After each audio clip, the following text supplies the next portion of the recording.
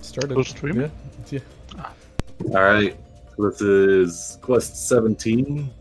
This is going to be a continuation of the escorting the lobster folk the hunters came across. The one known as Cora and her toad companion Jeremiah, escorting them to the Heart of Ubtao in hopes of recovering some lobsters situated there to restore the Aldani people to their human forms, kind of break the curse put on them. So we pick up, I believe the party just fought off some zombies, I think. Some spawn of Kiss. They were kind of corpses being controlled by these worms.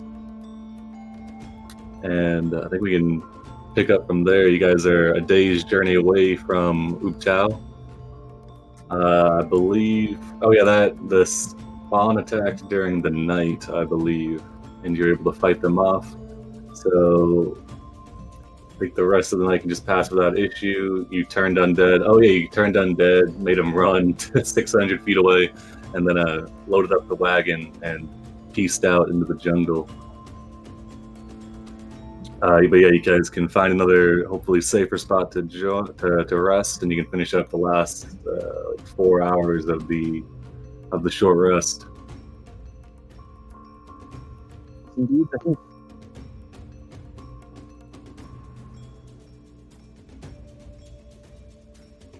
All right.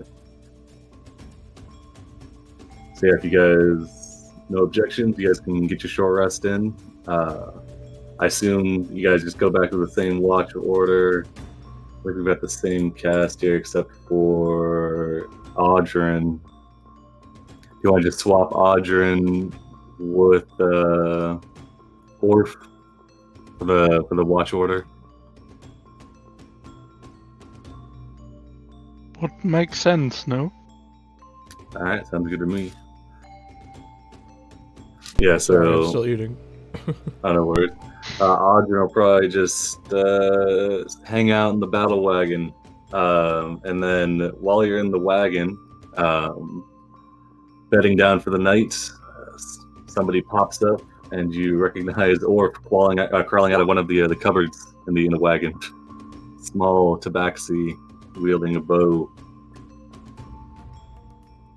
Hi guys. You've been hiding the whole time? Is that why there's no snacks in here?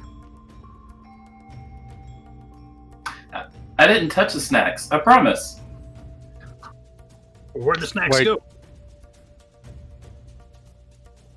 Wait, how long did it take you to get this wagon to Camp Vengeance? You mentioned the snacks. Jeremiah sitting in the corner burps. Tries to turn it into a croak, but you hear the burp. Why we don't take on stragglers? I mean, he's a guild member, so I wouldn't exactly call him a straggler. No, I meant the Oh. frog. I didn't think you'd get in there, but had us fooled. Maybe I should reinforce the pantry next I have time. Yeah, put that up on the list. I got the top. And then we'll reinforce it with steel and whatever later. Just put powder-proof locks on it. Make it frog-proof.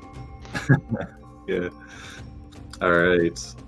As you guys all bed down for the night, you can grab your watches and let's see. Yeah, you guys were relocated, so you should be fine. The spawn are far behind you, and you can awake to another morning in the jungle.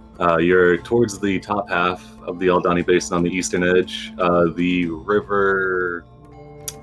What river is this that flows down? Oh, this is still the River Taff that flows down to the south and kind of tapers out into a larger area to the southeast. In this area, you're right on the edge of heavy undead areas, as you noticed throughout the night, and you can continue forward about a 30-mile trek to the Heart of Ubtao. Kura will address you to say, thank you for assisting to drive off the undead. Just let me know, and if anybody is injured, I can provide some measure of healing assistance. Is anybody injured? Well, maybe a little. All right, she will hit you with a first level cure wounds then. 5 hit points to you, Cordan. Pretty low roll. Still not complaining. She'll apologize for being unfamiliar with dwarven physiology. Never need to apologize for that All right. because my tumbly's rumbly. All right. So you can. So I think it'll still be Hikar, assisted by Fix during survival. Or Kura I think can. Orf had a pretty good survival last time. I don't remember. I've got a 5 survival. Okay. I got a 4, so off I think it's the best option. Alright, I'm gonna chuck it here, watch. Alright, so we're going in. We're heading straight towards it, right? So survival, can't guidance it. Here we go. The quicker we get in, the quicker we get out and done with this. Oh. All right. Yeah. with 24. assistance. Yeah. Yeah. With assistance. Keep you up, got small both. ones, for you are small and tasty. It keeps going. There's a few times Orf where there's like the path branches, and you've got like a tranquil jungle trek to the left, and then to the right there's visible yellow eyes and clawed arms reaching out from the foliage on either side. You can see Hikar is kind of like eyeballing the incorrect path. The I guess depends on your frame of reference, but eyeballing the undead path, and you're able to steer them into a different direction. Let's take this path instead. Okay. All right. Away from the graspy things. Yeah, with a 24 with assistance, pushing it, but definitely over the threshold for what you need to navigate the heavily undead areas without issue. So as I said before, as you move into this area, the same mist that kind of hung over the northeastern heavily undead area of the jungle seems to be pervasive here as well. The hunters have reported the mist. They said it's not altogether detrimental to your health, though it seems to restrict and keep anything from growing within the confines. There's massive trees, but they don't seem to bear any fruit. The foliage around the area is kind of barren and just wispy bits of grass, and then the visibility is pretty severely reduced. So is this fog what's causing the undead, or are the undead bringing the fog? Like, Fix is just musing out loud. It's not a question for the DM. I have little fog machines. They're all carrying dry eyes. Yeah. Maybe the undead are farting out gas. Don't like it, never go here. Keeps going. Alright, let's move. Yeah. All right. 3. I think we can get there. Just gonna shoot straight there. Yeah. All right. As you get to the square adjacent to the heart, everybody give me a round of perception checks. I'll have Kura make one as well. Dang. All right. Whoa. Everybody's on high alert. Must be Dang, something yeah, to holy play. crap. Seriously, roll die.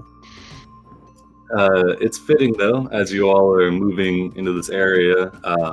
If you're anywhere where you wanted to be on guard in Chult, these areas are definitely the top pick.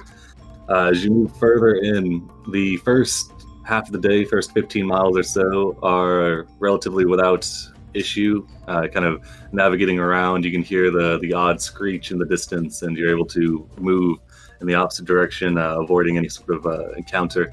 Though, as you're moving through here, let's see, what sort of exotic Chultan languages does everybody speak? Is there anything notable? Draconic? Fairly firm senses. Common. Primordial. Aarakocra, which I think is the same as Orin. And then, Infernal. Okay. I wanted to ask if there's a chance, but not so, I don't believe. Yeah, so as you guys are moving through, you pick up the sound of, it's definitely, from you guys' amazing perception checks, you can definitely tell it sounds like squabbling. There's kind of like clicks, and you, Dressir and Hikar, Orf, Cordan, you might even hear like kind of a throaty noises. It seems to be coming from the trees up ahead. Seems that the trees, like 100 yards off, kind of break into what looks to be a bit of a clearing, though with the fog it's hard to tell. And yeah, there's just like this argument going on that you don't seem to be able to understand. But from your good perceptions, you can definitely tell it's intelligible speech. It's just foreign to your ears. Somebody's cranky. Oh, it would be too. Being stuck in here. Anybody can't see up ahead. Can anybody go maybe get a better look and not reveal that we're coming there this way? Yeah, I can try. I can try. Yeah, you both could go. If Orf wants to tag along, you could give me a stealth as well. No, one person checking's fine. All right. Yeah, an 18 stealth is really good. You've got the fog cover, and though the foliage is sparser than elsewhere, it's still dense to still pretty heavy jungle. Let's check. So yeah, clouds will venture ahead. All right. It's a rare day where it's not raining. Let's see. As you move through the foliage, let me whoops. You get to a point where the trees kind of break you. You can just barely see the kind of faint outlines of your party at your back through the fog, the battle wagon kind of sitting proudly. And as you break through the trees, you make out a quadrupedal sight, similar to the ones you've passed by before. There is, looks like this. This creature, though, just in contrast to the ones that were in the bottom of the Aldani Basin, just kind of grazing on the water and the weeds growing there. This one's large, and in between the spikes on its back are large bags and baskets that have been kind of hung there, and they're intertwined in its spikes, and it seems to be being used as a pack animal. There's one on the bank, and then surrounding it are several of these creatures, all of which seem to kind of be squabbling amongst each other. As you look closer, you can see that there's two of the large quadrupedal creatures. You'll know these as Mumbilus. One of which seems to be stuck in some sort of depression in the ground. You've been... Actually, give me a nature check, Clouds. Okay, there's one Where am I? that appears... There's one that appears to be stuck in the ground, though you can't really discern what's wrong with it. It doesn't seem to be moving, though. And then the other creatures are squabbling about amongst each other. Do they seem concerned about the one that's stuck? Yeah, I'd say it's pretty obvious. Yeah, there's a couple of the small green dudes holding onto the other one to make sure it doesn't run off, and then there appears to be this guy is kind of moving his arms around and gesturing wildly, and there's two more of the green guys that are kind of tentatively moving towards the one that appears to be stuck, and they kind of seem to be trying to move it, trying to urge it forward. Okay. Can I get above them in like the canopy area? Is this like something I could like do? Is like the canopy dense enough that I could like travel like directly above them, or? It's like a clearing area. It's like Okay. like a 50 by 50 area of cleared out. And if you navigate around a little bit, even with a 0 nature, I feel like you could probably get the general idea that this one seems to be stuck in some sort of muddy area of the ground. Mm-hmm. This guy needs help. Does he seem distressed, or I guess I feel like I should double back and tell everybody that there's some frog people that need some help. Zir gets angry at the mention of frog people. Yeah. There was who's stuck in the mud. Well, I've met some frog people before. They were real evil. Shackles? No good. I haven't had the pleasure. Yeah, they were like eating people and stuff and sacrificing them to some pterodons. It wasn't good. Yeah. I remember those assholes. That was much closer to port, though. I think you just described about half the species out here in this jungle. Terrorizing people and beating them to pterodons. Yeah. They tried to mind control and sacrifice me. I got a problem with that. That's what's personal. I do remember that. Yeah. Well, let's go introduce ourselves. Tyrannofolk. Ugh. Orf does not go into the clearing. He goes up into a tree and stealths instead. If we're doing that. Is the wagon within, like, close, or quite still a distance away? I said you guys are about 100 yards out, so if you guys got a really good perception check, so you can kind of tell from the fog, but it's unless you move closer, then you won't be able to see them, and you can very easily hide the wagon if you'd like. Are we taking the wagon? Or you could bring it. You could roll up with a show of force, either or you could completely ignore these guys.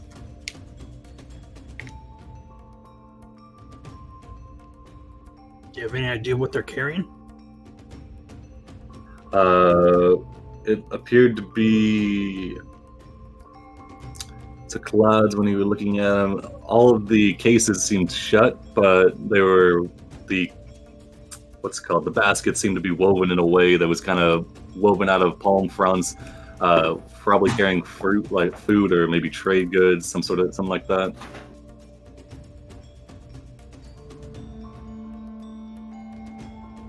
You know, the Sheer takes and says, okay, not all frog people may be bad.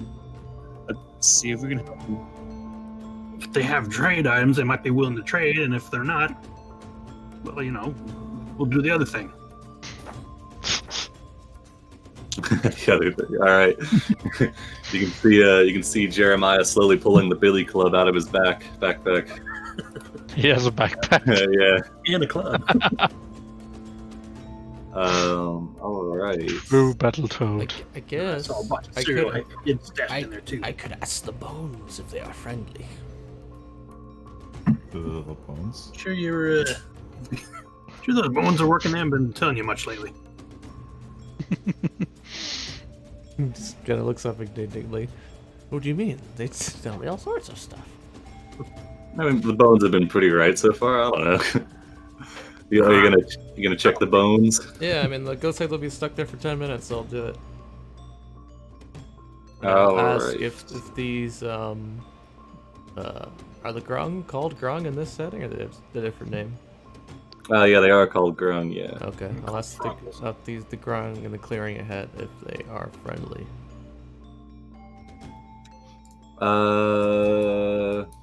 I'd say wheel. Okay. That's the good one, right? I think so, yeah. Wheel or woe, yeah. Yeah, definitely not woe then, yeah. And I'll look up to everyone after doing that and say, they may not attack us on sight. Okay, now ask him if we should, trade with him or the other thing. I think that counts.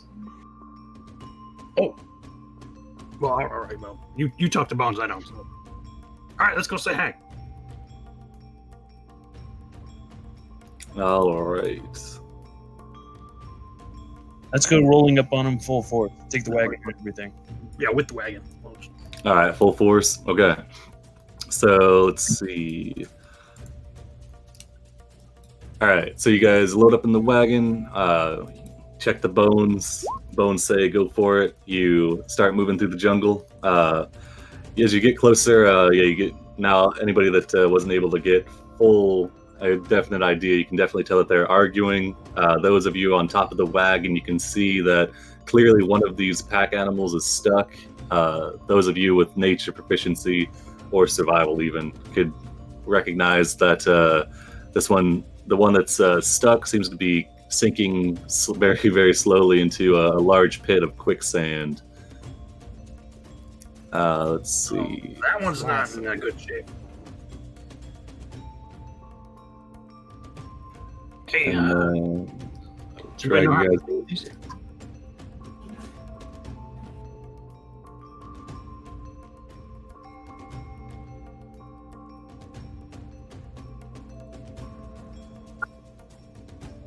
anybody know how to talk to him? There we go. All right. So you guys in the battle wagon. Oh, whoops. I can try. Let's see.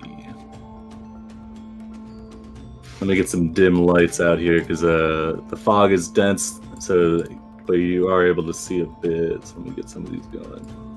There we go.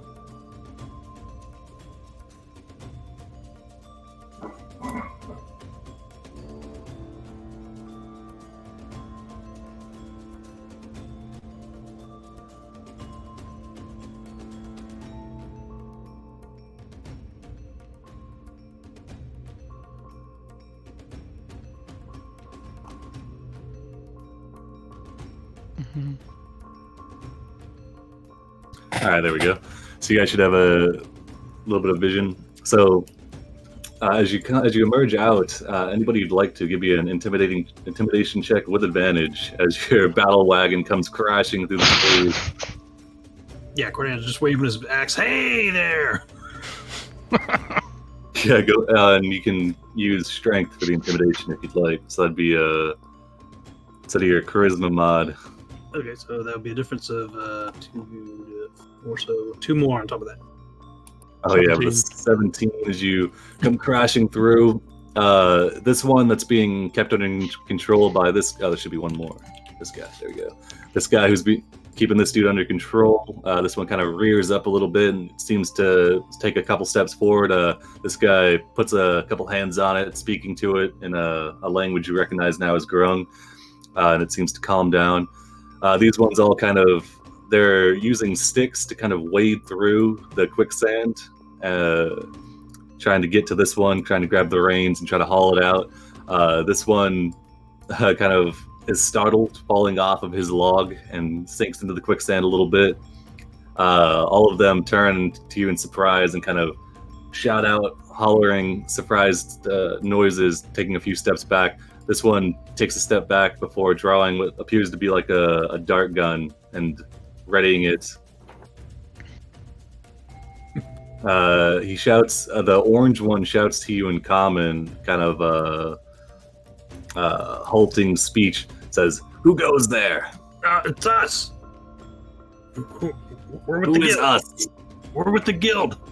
Guild. Yes. You see, he racks his brain for a moment. He thinks on it. He takes in the sight of all of you, your strange cast of dwarf, dragon, Aarakocra, Tabaxi, kobold, all loaded into a wagon, being pulled along by a hadrosaur. And then you see the dawning kind of come across its face. You see what passes for a smile spread across the creature's face. And he says, "Ah!" He lowers the blowgun dart. Says, "Guild." He motions to himself, and the other one says, We hunters as well. We trade." Yeah, looks like you got one of your creatures stuck in there. You need help? The camera pans back to these two. This one now trying to pull this other one out of the quicksand. It's not entirely quicksand. This one, he's stuck, but it seems like he's sunk in like a foot. And then this one is stuck, but he's kind of just flopping about on the very top layer of the sand. As this one speaks up, he says, he thinks on it. He says, "Yes, the large one has sunk." He motions to himself, "Not strong."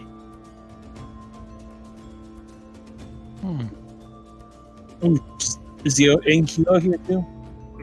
Or is he owned by... Oh, true, yeah. I guess because Audrin's probably still in the wagon somewhere, so... Well, I don't want to use his dinosaur without his permission, so... Okay, yeah. We'll Pokeball him. I do have some ropes we could use to try and drag him out. Yeah, we can just attach our ropes to their dinosaurs. We can use one of their dinosaurs to pull out the other one. They seem big and strong. Yeah, give me the ropes. I'll get them. I've Swallow got his something for wise. this. Maybe too And wise. you see... Or if it's you- not strong enough to bring rope with him. Kodan, you see Fix following you to the edge of the sand, and then fishing around in his little bag, and then pulling out something that looks like a very short ladder, and kind of knocking around with it, and suddenly it extends to 20 feet. Whoa. You can use that to get over, Yeah. Place it on the and then dinosaur. he also hands you 3 50-foot ropes. Okay. What only last? 50-foot rope. Just pulling him out like a clown or something, like a streamer. All right, yeah. Pretty much. All right, so you're gonna secure to the Mumbilu. As you guys are getting your supplies out, this one steps forward and they're able to wrench this one out, get him out of the quicksand. Another one comes forward and reaches into one of the packs. You can see they're pulling out, and while you guys are in the midst of trying to free one of their cargo animals, you can see he's already brought out some what looks to be some like finely tanned leathers, and he's trying to offer them to you, Drasir. He's speaking to you in like a quick gibberish speech, throwing a throaty croak in there every once in a while, kind of proffering them to you. This one kind of bops him on the head and says, "No, wait." I think he's trying to proposition you. We'll talk trade after we help you. He says he takes back, rubbing the mark on his noggin. Oh yeah, the Cora So this is how as you well as command Jeremiah. respect. Physical violence, of course.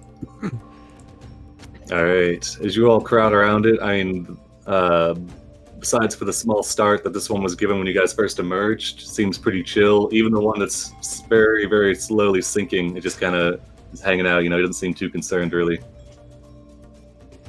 He looks at you, kind of swinging his head around, looks at each one of you, kind of. You can see he's got some sparse leaves that he's chewing on, just kind of rolling around in his jaws. We could use the wagon as an anchor, and as a point to kind of pulley to get it through. You're talking all sciencey to me. Just tell me where to throw a rope. I think we should just put the rope around that dinosaur and then the other one, and then we can help pull. All right, Pretty much. nice. Amazing. All right, so if you're just gonna try and lasso the dinosaur without wading into the quicksand or doing anything, so just from the shore, you just kind Oh of. no, that's what the ladder was for. So we Oh, can you're using. put Okay, it nice. from the shore over the dinosaur, and then somebody can climb over. Oh, yeah. I'm on it. All right, yeah. Give me a sleight of hand to get the rope tied up.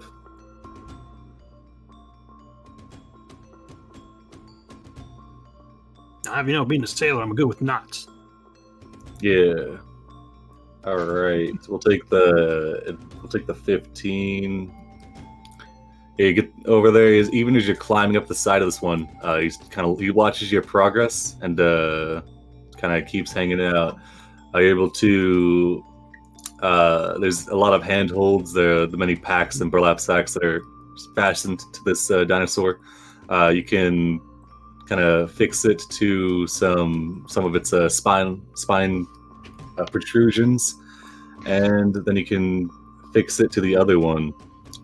These ones, now that they've been admonished for trying to make sales before the work is done, they are standing back and kind of watching you work.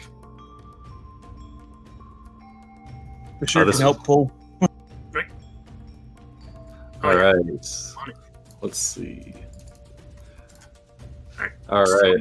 Everybody who's attempting to help pull, give me athletics.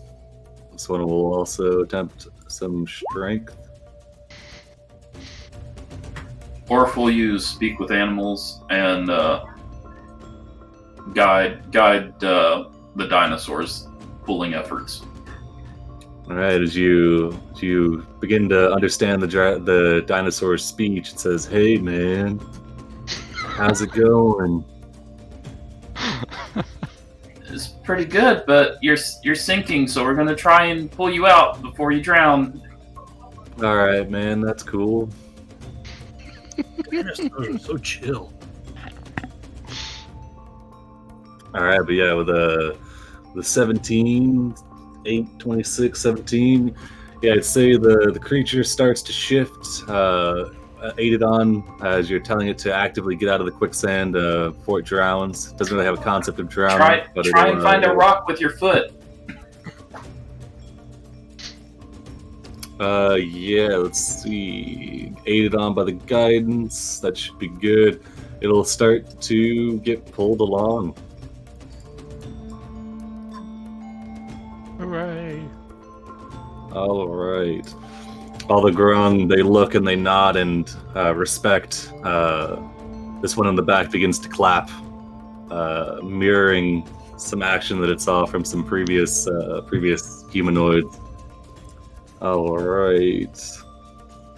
As the creature begins to walk up onto the land, and as the ladder, as you begin to fold back up the ladder, as the creature begins to walk out of the sand, everybody give me a round of perception checks.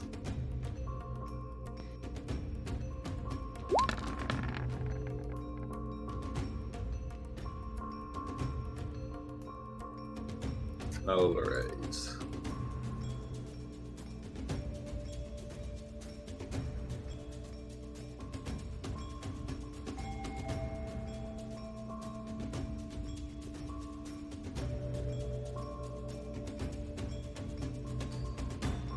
All right. So the creature it's about halfway out. It's got its forelegs on solid ground and is using it to anchor it. This other one is pulling it along, aided by you all yanking on the rope. These ones are already over by the packs, kind of rifling through, beginning to get out things for trade deals. When you, not so much as hear something coming this direction, you kind of feel it. The ground begins to shake a bit, and even as you kind of feel it coming from the eastern edge, you can catch through the fog what looks to be a glint of metal. Orf runs and jumps into the wagon. What? Okay. Quick question: Is shaking the same as rumbling? Yeah, the ground begins to rumble. Okay, and, so I was told to look out for ground rumbling, not ground shaking.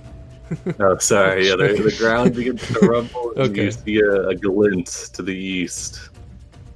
Death approaches. And Anybody's... Yeah, again, pretty much everywhere in this jungle.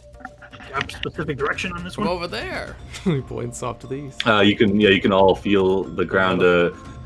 By the second it begins to rumble faster, Orf climbs into the battle wagon. You can see all the grunge begin to feel it as well, and the ones that were beginning to grab into the burlap sacks immediately slap them shut. And they this one that speaks common looks to you and says, "The long one is coming. The long one is coming. We must leave at once." The long one? What he said. Let's get out of here. Oh no. Fix with his excellent dark vision. Oh, okay, never mind. Let's see. Yeah, you can. The ground begins to rumble more. Let's see. I think I need everybody to roll initiative here. Not necessarily having to fight, of course. Every time you roll initiative, you don't have to fight, you know. Says who? Just put it out there. I remembered the macro. Ah,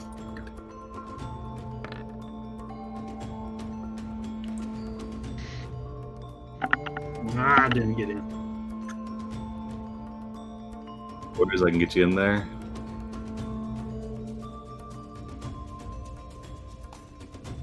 I rolled a 4 because I was too busy climbing into the wagon. Alright, let's see. Needed a boost. Your initiative was a 12. Alright, let me roll all these dudes in here.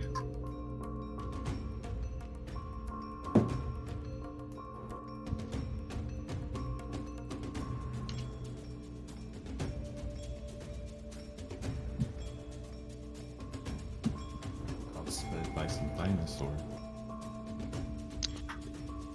Something long and metallic has me extremely worried. Alright. Yeah, I don't think... Not the good kind of shiny. Long pile of gold coming our way. Yeah. Glint of metal. Considering how many Monster Hunter monsters we've had, I am concerned. There's no need for concern. Alright, let's see. Orf, from your vantage point in the wagon, you can hear kind of like a, "Hey, what's the rush, man?" And this one, you can see he's pulling forward, tugging this one along. This grunge, he's gonna hop up on top, and he'll make an animal handling to get this one moving. Something's coming from that way. Turn around.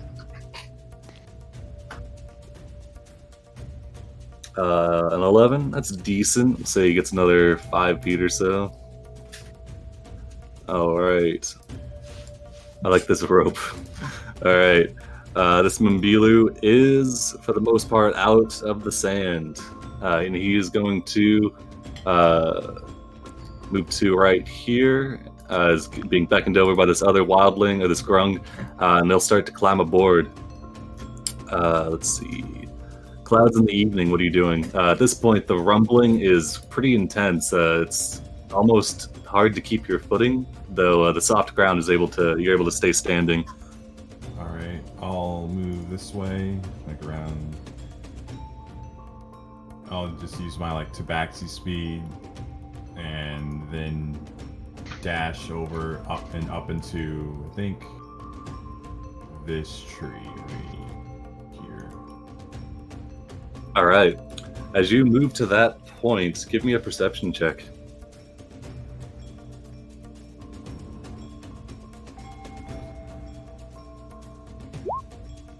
Nice. Okay. Let's see.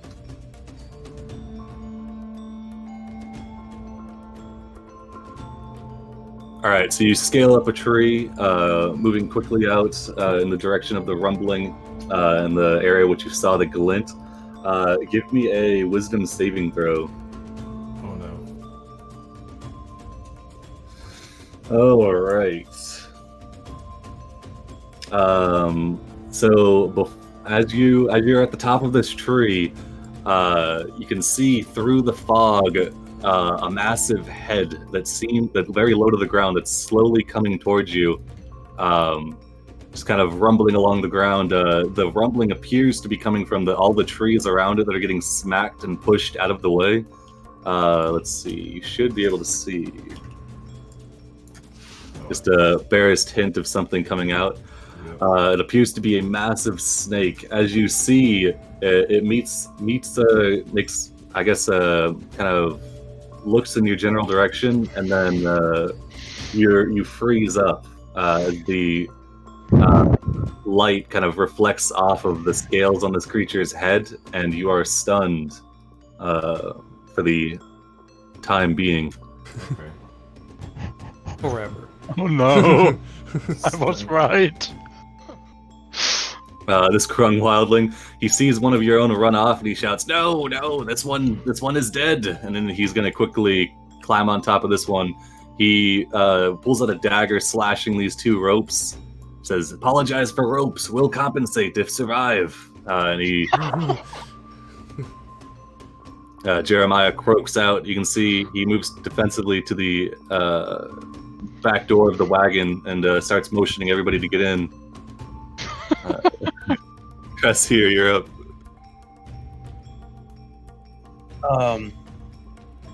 I guess he'll try to get the wagon going. All right. You can't leave clouds out there. No, crap. All right, as you climb aboard, the battle wagon. What happened to Pogo? Right here? Oh, there he is. My bad. As you climb aboard, you can kind of spur Pogo along. Are you trying to get him to move now? Just. Or are you kind of waiting for everybody to hop in? No, Wait get for people to get in. All right.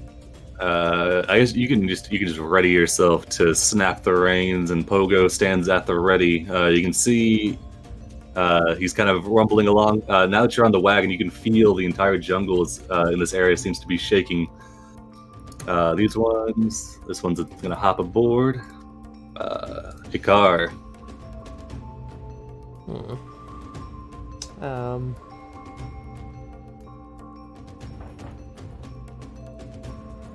Look at spells.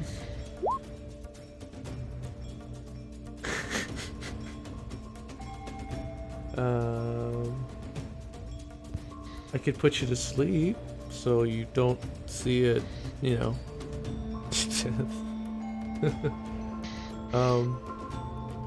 No, I don't know what to do. I'm just gonna ready an action, but I'll secure myself on top of the cart in case it starts moving. All right. I'm not sure what I'll do yet, but yeah. Let's see. This Grun definitely hopping aboard. Cordan, you saw clouds run off. I'd say you can see him normally with your dark vision, I believe. He's right on the edge of your vision, up in a tree, and he seems frozen, staring in the eastwards direction. Oh, are you kidding me? Let me see here. He's a tabaxi, it's kidding me. If I can get the distance, okay. Yeah, okay. So I'll get him. Cordan's going to take a running charge at the tree he's in.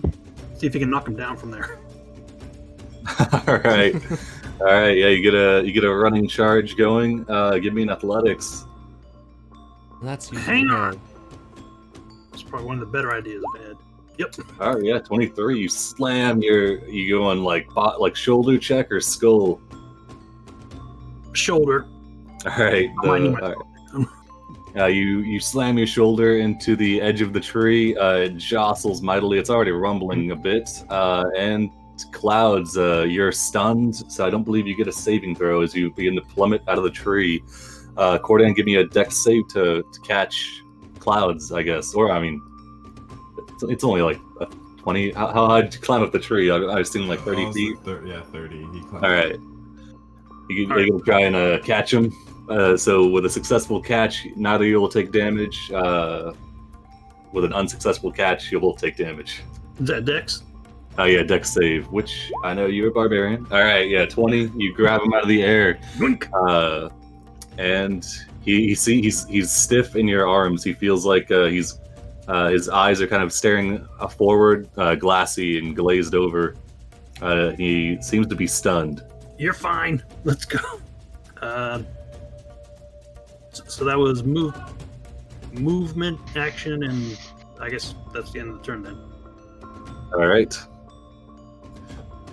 This Grung shouts out like a crazed call, runs up, gets a running start, jumping down off this little bump here and landing onto this other Mimbilu. And then as he lands aboard, you can see it begins to move in the opposite direction of the rumbling. Fix, you're up. Seeing how everybody else is going on the wagon, I'm also going to climb up the side, and when I'm on top, try and see what the hell is coming. Okay, let's see. You have 120 feet dark vision. Yeah, it's dim light, so you should be able to see a little bit farther. But the problem is the tree cover. The wagon is 15 feet tall. And the trees are higher.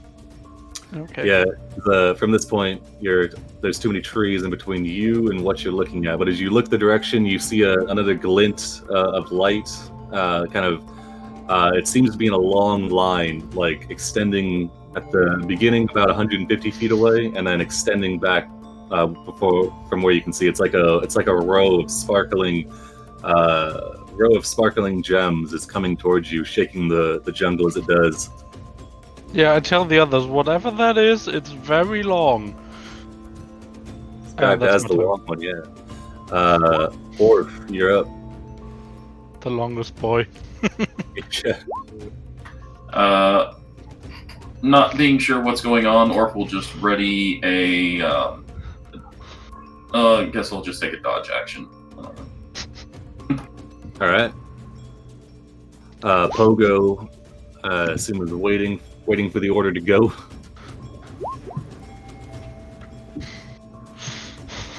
Yep, and anytime most of them are in the wagon. All right, is it time to go? Start the wagon. All right. So yeah, I think you can move like 40 feet if you'd like. All right, so we're gonna try to do an intercepting path with the guys. Oh, okay. I see. You're gonna swing them around and pick them up. Yeah, this is what we practice on our downtime. All right, nice. Yeah, you can just move yourself in the wagon, and then I'll just drag everybody else over to you. Mm-hmm. All right. It's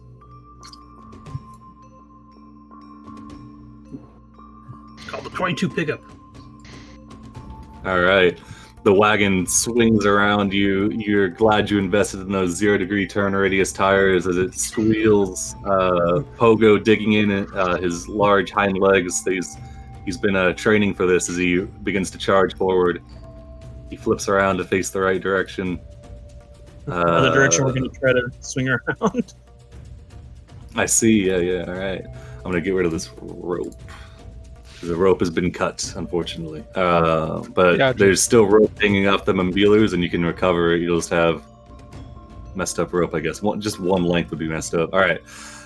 That's besides the point right now. All right. So the rumbling now is getting extremely intense.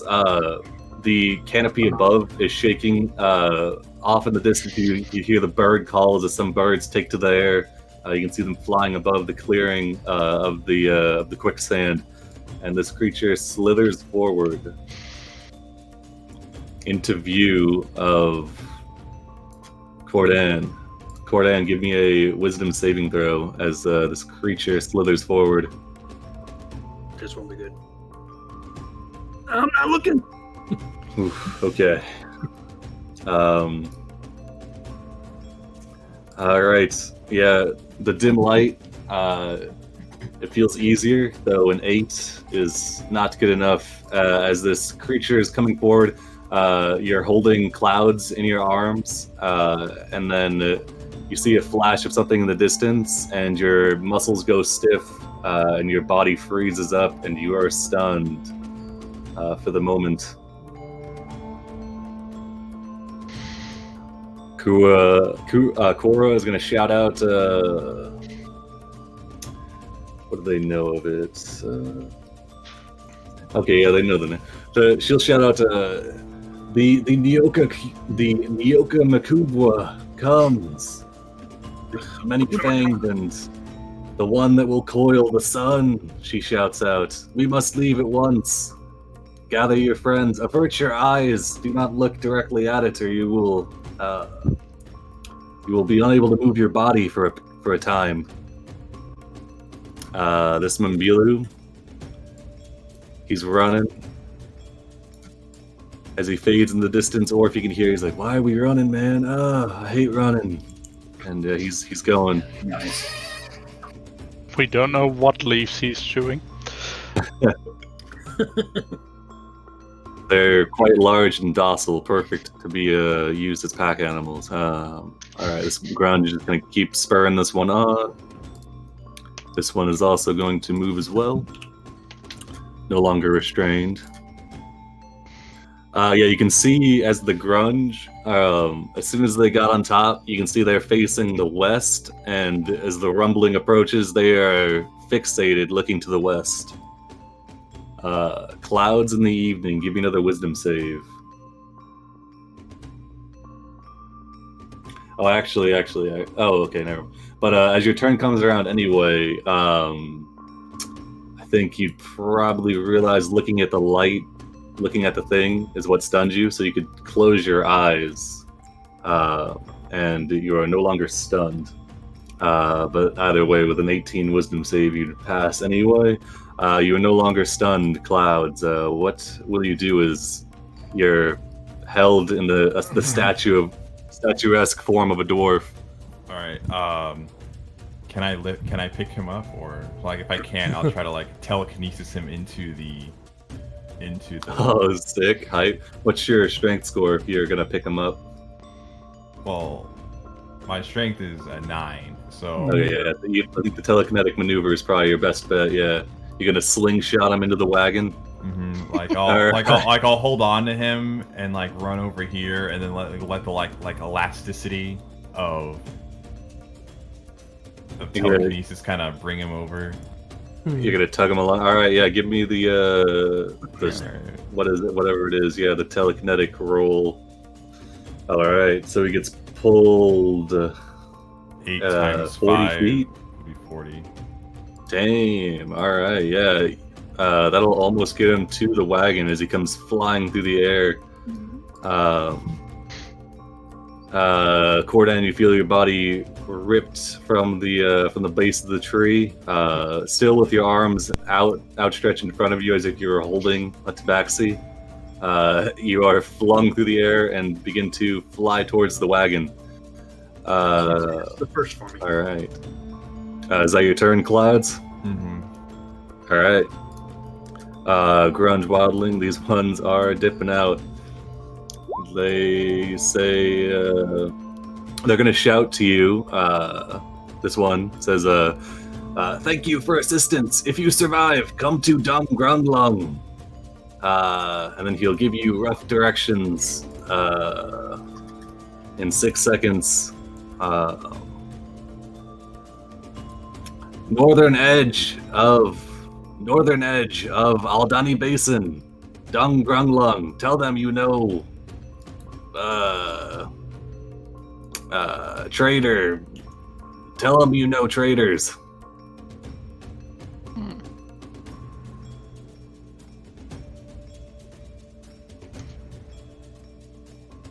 All right. expect them to give us coupons. Grung Mafia. Oh, wow, I spelled it right. Yeah, you got it. Dung Grung Lung. Yeah, he shouts that to you. He gives you rough directions that you would be able to decipher as members. You feel as if Dung Grung Lung is added to your map, and then they're going to peel out. You see this one spinning and kicking up smoke, and he is running. Jeremiah Ribbits, as you see, he leaps out. Cordan, do you allow yourself to be gripped by this frog's jaws? I'm not sure I have a choice. Yeah. All right, he goes, your head's laying towards the wagon, so he goes for the upper body. He just kind of pulls you in. It's like you're being vacuum sealed as he kind of holds you down and then pulls you backwards into the wagon. Again, not a first. With that, his item interact is used to slam the door shut, and the wagon is fully loaded. Yeah, I can smell cheese puffs on your breath, by the way. I know you've been in the snacks. Alright. Pivot the wagon around, get the hell out of here. All right, Pogo swings it back to the right, hangs a right, and you begin to peel out. At this rate, the creature is rather large, and the wagon is fast enough with the Pogo. You feel as if, as long as you keep a steady pace, that you can outmaneuver this large creature and get away from it. So if you so choose, we could leave combat. Good. All right. It's good for now, but now we know something else reports to guild. Giant snake of death. Yes. All right. Combat ends. You have the missive of the Grung traders. You didn't catch their names, but you did catch that they hail from Dung Grung Lung. Yeah. All right. Let's see. Let me take you guys back to the overworld map. We mentioned back to Percy, or whatever his name is, that there's a location there. Our map maker. Oh yeah, Stanley's still in the card, isn't he? Yeah. You're forgetting to make a token for Stanley. It's because I need to find a really nerdy looking guard, but Stanley, it's like this, but no beard, and like he was 15. He screams out in the card. You can see he's taking up the residence in the cover that Orc was hiding in, and he's trying to close the door on his spindly form. Oh, he's called Stanley. I was understanding Stan Lee. Okay. He likes drawing comics, doesn't like drawing maps, but he does what he can. Yeah, I wouldn't do Stan Lee like that. I guess I should have given him a different name. Yeah, just a misunderstanding. All right. As you guys move away, the rumbling steadily decreases into the background. You can steal glances over your shoulder, and you no longer see the glint of light pursuing you. And you have escaped the Nyoka Makubwa.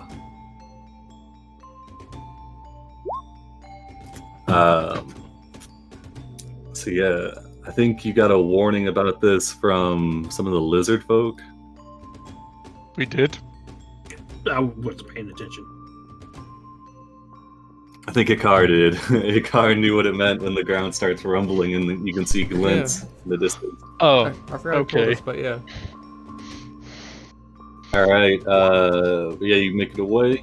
Let's see. You recover 0 arrows. Did you even shoot any arrows? He No. just dropped them. Alright. Let's see. As you guys move away, Kura will address you all. Just say, yes, that is one of the creatures that resides within the Aldani Basin. If you stare directly at it, the glint of her scales will blind you and make you unable to move. Really? Roughly 6 seconds until you look away. I hadn't noticed. Yeah. Thanks for the advice. Just as I apologize, I thought you would all have known this. I believe he was aware, and or they were aware, and the lobster So- folk gestured towards. This thing just lives here. Yes, this is his hunting grounds. The Aldani Basin. It's very difficult to track their movements beyond the rumbling and the glint that are telltale marks of its presence. Wait, they? There's more than one? No, Oh, okay. it's just a singular. Yeah, Okay. as far as is known, I Still- suppose. Oh god.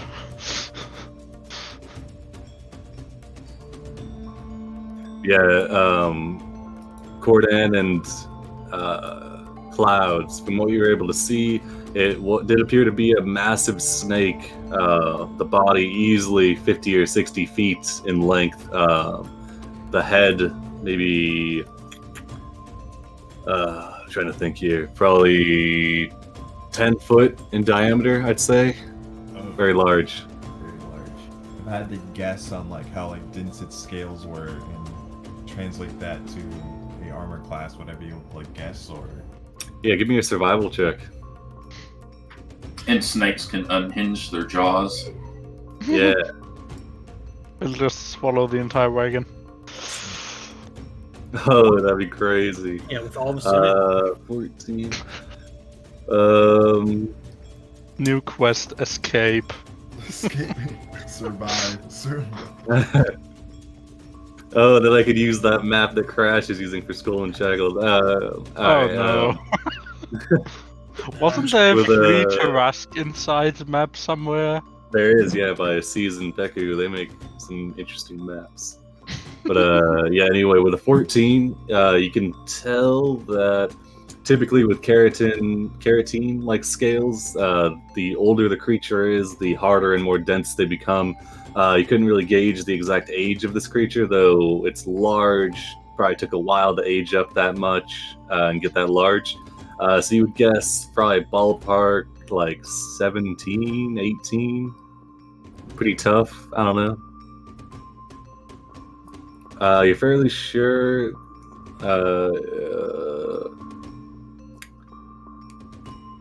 Monstrosity is just the safe thing to go with. This point. Yeah, because it's like I think it's a monstrosity. If it's I not, it probably you want it to be.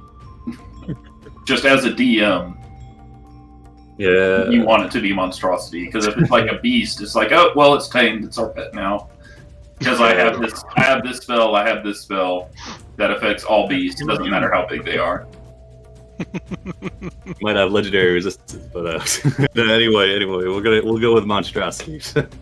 This creature is ancient, likely, probably.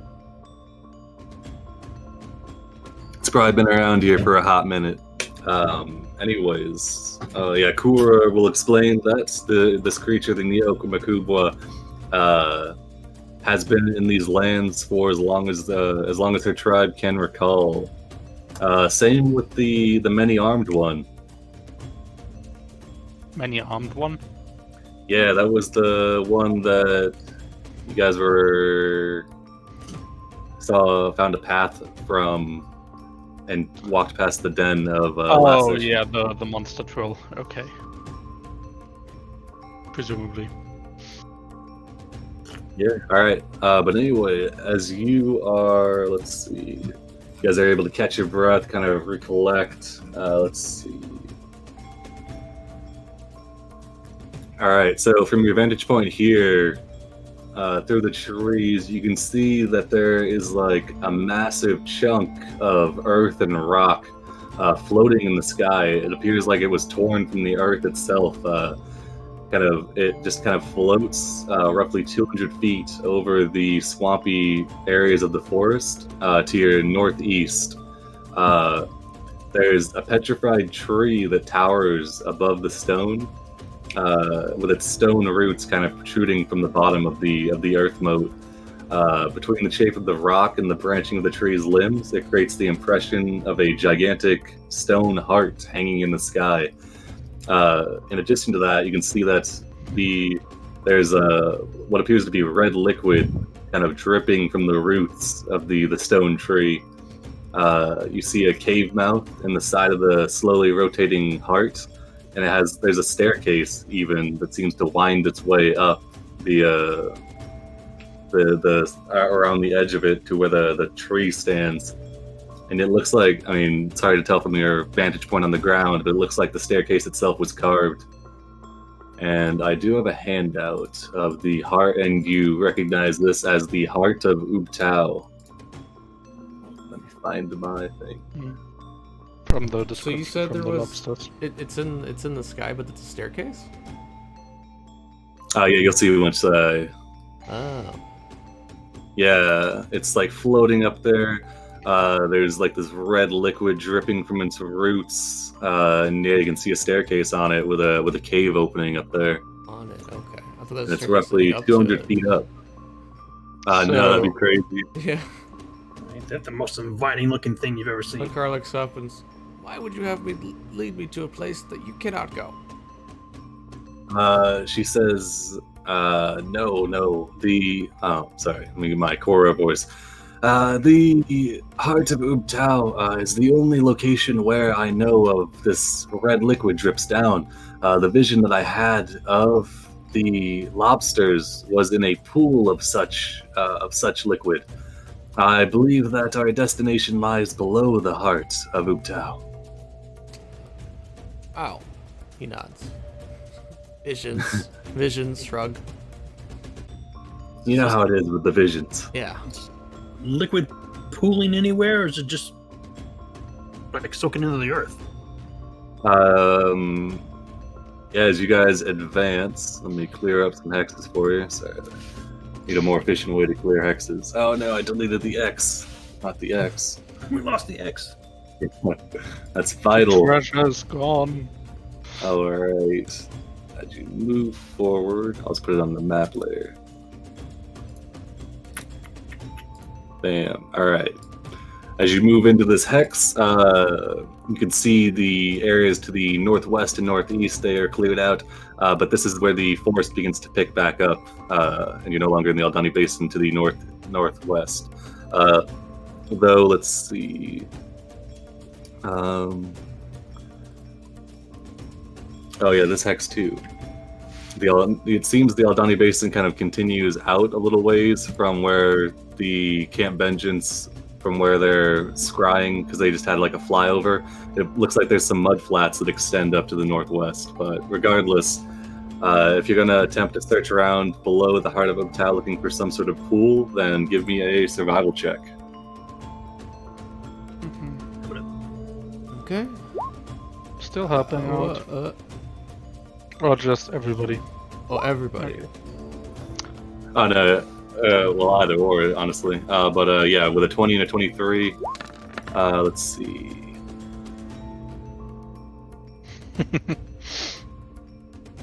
Oh, and also I don't want to forget to add this.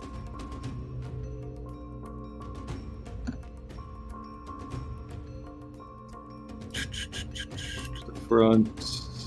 Put this on the map layer. And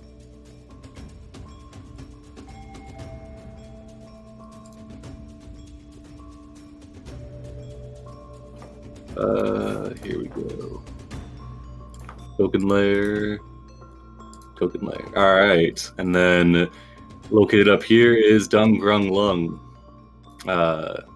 Through the directions that were given to you, he's like, yeah, past the big pointy rock that kind of bends in the shape of a hook, through some weirdly shaped trees. Yeah, so you know the location of Dungeonlords, the Grung city capital. All right, let's see. Wow, some good survival checks. Damn. All right.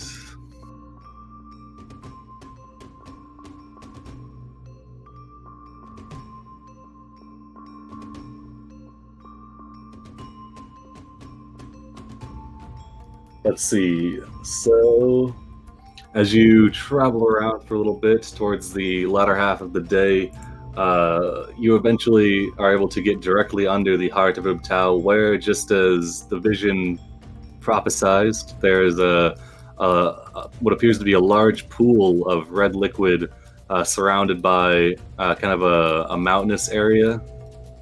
It appears there's like a continuous slow dribble that comes down from the heart into the pool, filling it to the brim.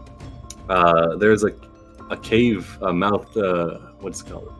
Mouth of a cave on the northern side of the clearing that kind of sits at the edge of the pool.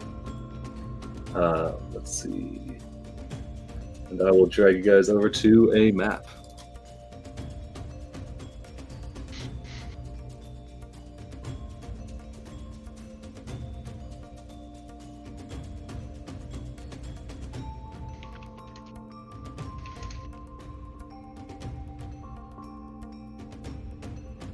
All right.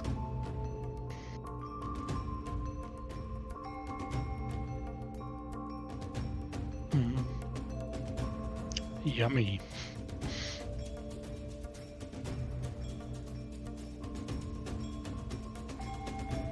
Yeah, the fog seems to clear up a little bit in the vicinity of the pool. Does this part look pixelated to anybody else, or is it just like bricks? I think those are bricks. I think it's Okay. bricks. Okay, wasn't sure. All right. As you guys approach, Corb will open up the back of the battle wagon, stepping out, move along on skittering legs, accompanied by Jeremiah. She'll glance down in the pool, kind of looking around. She'll ponder, she'll say, it doesn't appear as if the lobsters are here. The pool is fairly shallow. Looks to be roughly like 6 feet deep at the deepest part. You can see there's some light grasses and lily pads growing in it.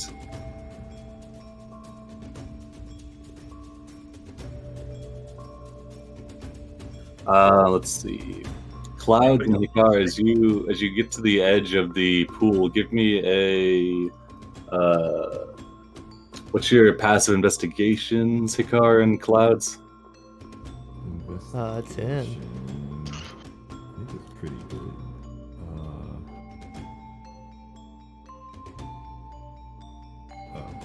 Investigation would be a 10. Oh, okay. It's definitely there's a pool. Yeah.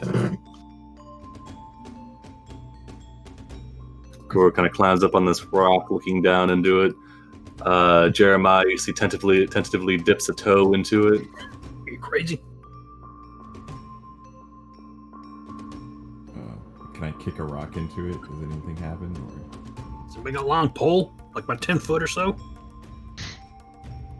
The rock hits the water and then sinks below. It seems as if it reacts similarly to water that isn't, or liquid that isn't red.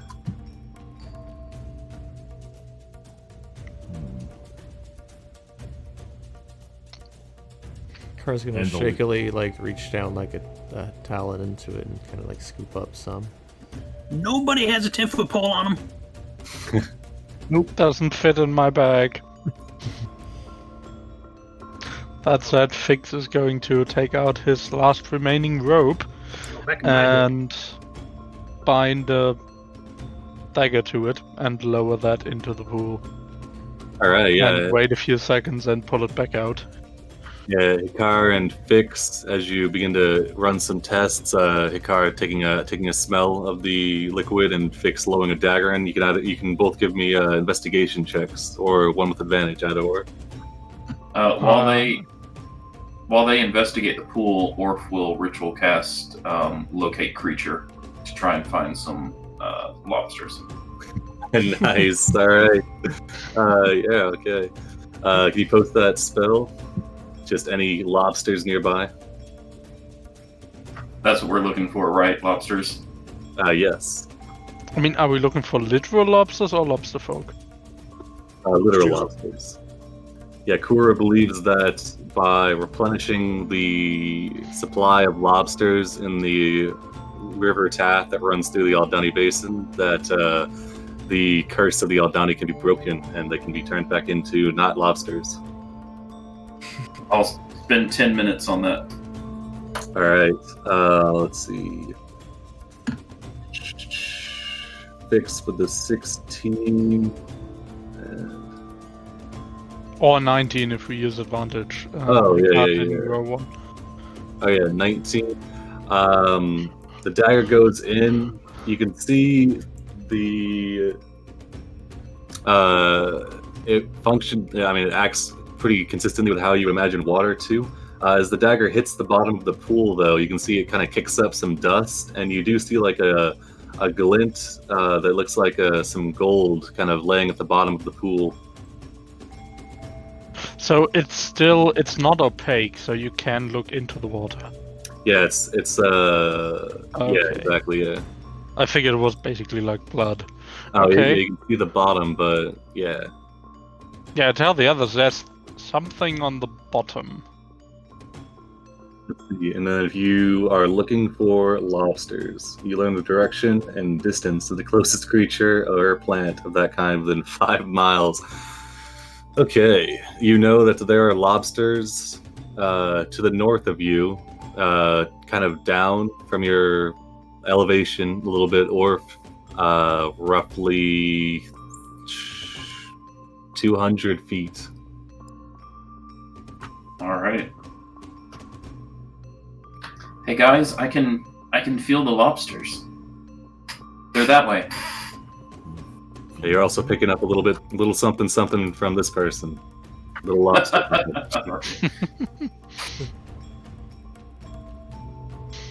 The spell is confused.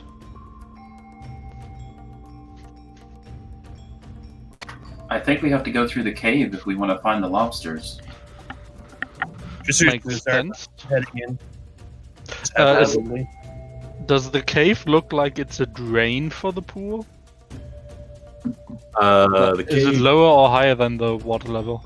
it's higher than the water level. It appears as if the cave kind of, like the pool at some point, drains into the... no, you're right. The cave is higher elevation, and appears sometimes that the cave will drain into the pool. Orf will toss 1 gold piece into the pool and make a wish. Oh, all right. Silently. Yeah. Orf, give me a perception check. And roll me a d20 besides the perception check.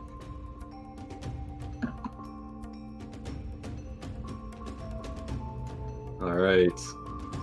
As the coin sinks down, it also kicks up a little bit of dust. You can see as it comes to rest down below the water that it seems as if it's not the only coin that's been thrown into this pool.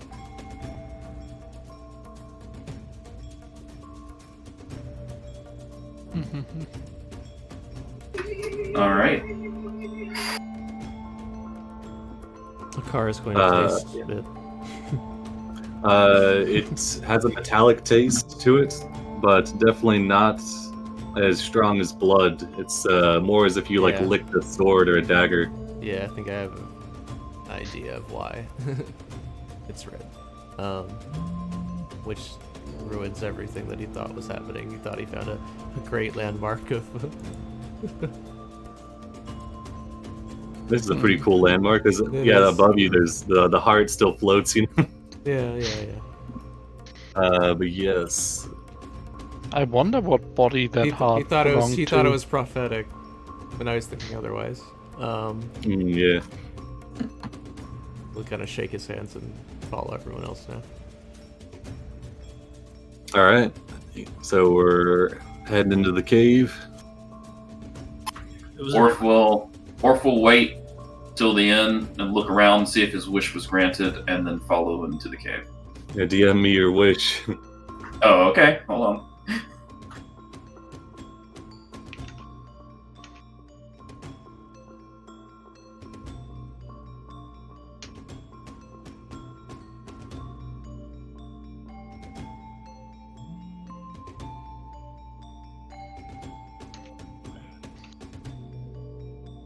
All right, there you go.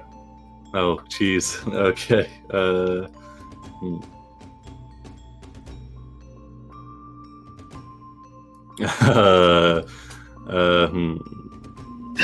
Sorry.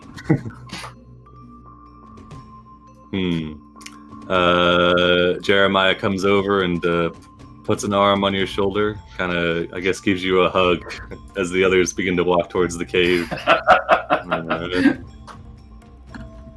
Yeah, all right. Well, beyond that, it seems maybe it takes more time for wishes, I guess. All right, I'm gonna hero stack everybody here.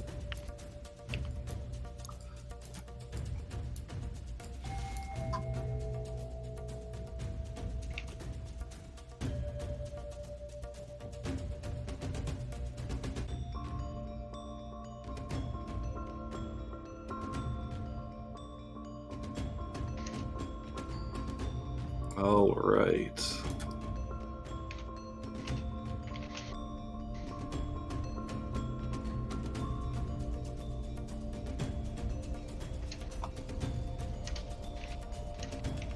Whoops, I messed up this dynamic lighting.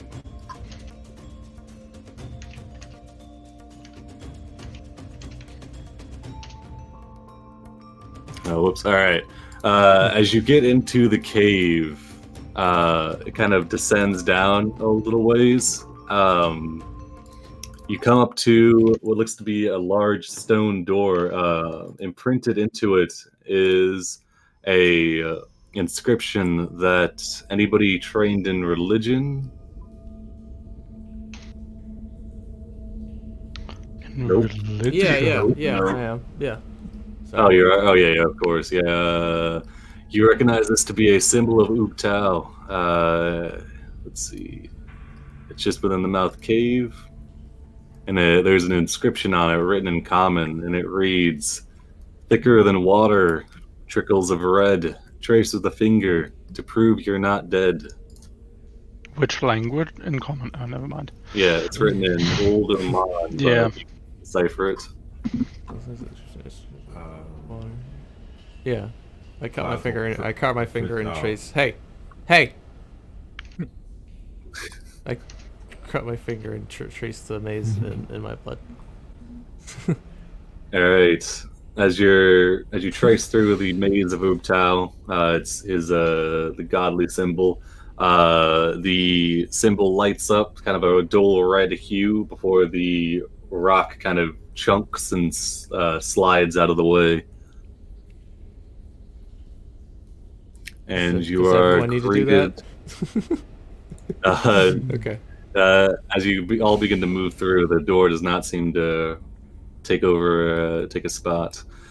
The cave appears to move up a little ways, kind of elevation goes up.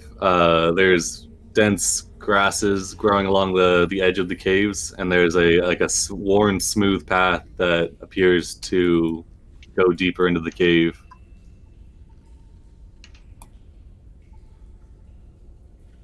As you begin to round this corner up here, you can see that there's like a dim light that appears to come from the inner area of the cave.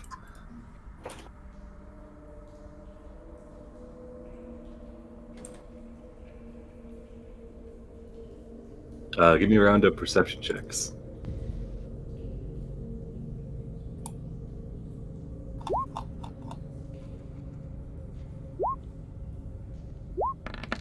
Dang. Oh man! All right, Clouds and Hikar, you can hear the sound up ahead of trickling water. Other than that, the cave is fairly quiet. I'd say Clouds and Hikar, you can hear the sounds. It sounds like two objects plunking down into water, as if two things just entered water. Like a rock or like something like a stone or Pretty. something It's larger a than that. Like pretty a like lobster. rock size. Yeah, like rock sized.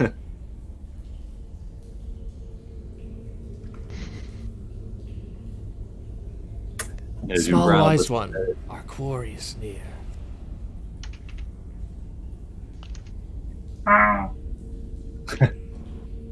Yes, quite. Kura is looking around in amazement as you all progress forward. Is the chamber dark? No, as you round, getting a good look at the chamber, you can see there's some steps that lead down to it. Let's see. You can see a dark tunnel, water droplets stick to the stone as the warm air from above kind of gives way to the cool, damp air at the cave.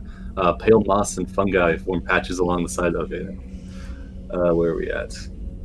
In the center of this cavern is a small pool of red water fed by these 5 kind of small, slowly moving streams that come down from the chamber walls. It appears as if this is the main area where the water has been draining in from above, from the heart. And there does seem to be some dim light that's given off from some fungi that's growing along the edge of the streams.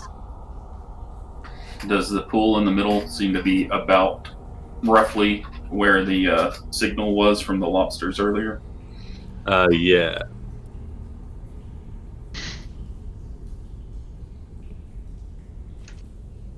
Oh, I think the lobsters are over there.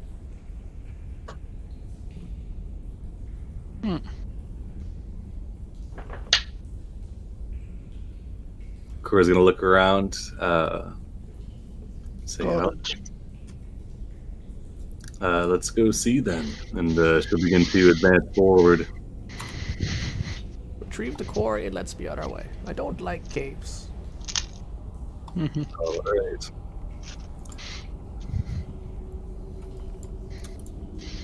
But Cars, this is kind of naughty said it. This is a lot better. This is what I'm talking about. This is the exact type of place you can get a nice shrine set up in here. Yeah. Anyways, blood puzzle. I do those daily. as Kura moves to the edge of the pool, along with Jeremiah, kind of hops up onto a rock here. Clouds, you move up along. You can see now scuttling along in the bottom of the pool as Kura lets out a gasp. You see there are 2 lobsters kind of floating around in the pool, moving about. These ones, they appear to be red in color, which is strange because like they look bright red, like they're freshly cooked, but they appear to be fully alive and moving about. Are there any flamingos? No flamingos at the moment, no. Okay. But you're on the right track. Lobsters. Or if you're fairly sure, these are the 2 lobster biosignatures that you were sensing before. All right.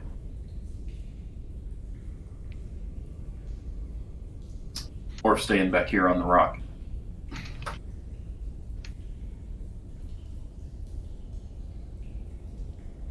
All right.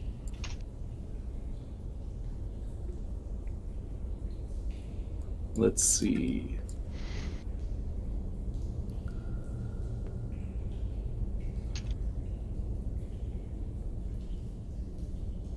You need to jump down and get them.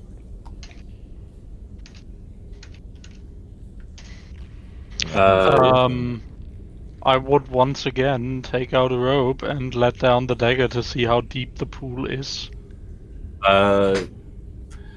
So from this vantage, from this side, it's just a couple feet, it's like 3 or 4 feet, and then it kind of gets deeper the farther you go in. As you lower the dagger down, the lobsters they kind of like scurry away the opposite direction of the dagger. Can I pull them out, like telekinetically, or? Hey, before you do that, Kura is going to step forward and she will cast Speak with Animals. She'll begin to converse with the beasts. You can see she's talking in kind of like a motherly, placating fashion to the lobsters, trying to entice them. After a little bit, the lobsters, they begin to progress to the edge of the pool where they can be scooped up. She says, please be very careful with them. The future of my people rests on these creatures. I would once again offer my collapsible ladder if she wants to get them out.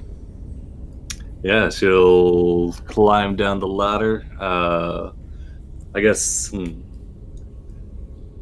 not the most dexterous, but either way, she can kind of use a bag to scoop these lobsters up, and then she'll kind of strap the bag to Jeremiah.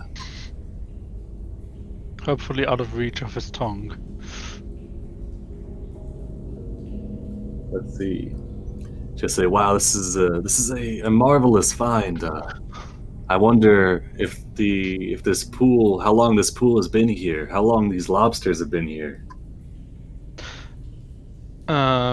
Could I see if if there are marks higher on the pool sides, as if the water level is not steady? Like, would it have been higher at some point?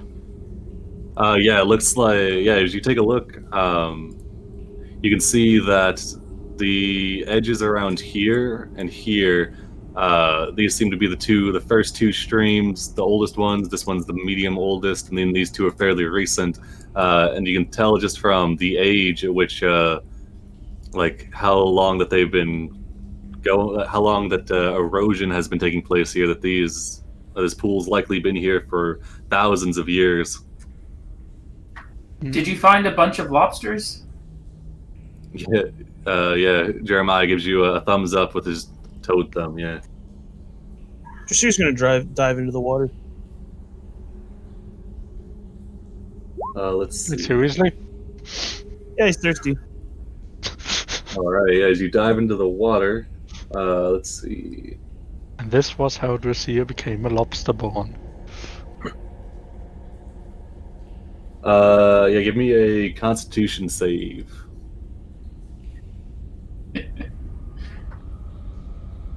All right, as the water, it feels very nice. You've got some old wounds on your body, I guess, from some old battles, even some older scars that have gone white from age or whatever color they turn on Dragonborn. They seem to itch for a moment, and then they appear to like kind of fade away, almost as if the skin is being healed there. Though you feel it gets a little bit uncomfortable after a couple minutes in the water, and it feels as if you probably wouldn't want to stay too much longer in this pool. Though for now, it does heal you to full HP. And it was Ubtao that cursed the Aldani people, as far as they're aware, for overfishing of the lobsters. So did that heal any damage that I had on me? Yes, you go back up to full HP, and any old scars are fixed.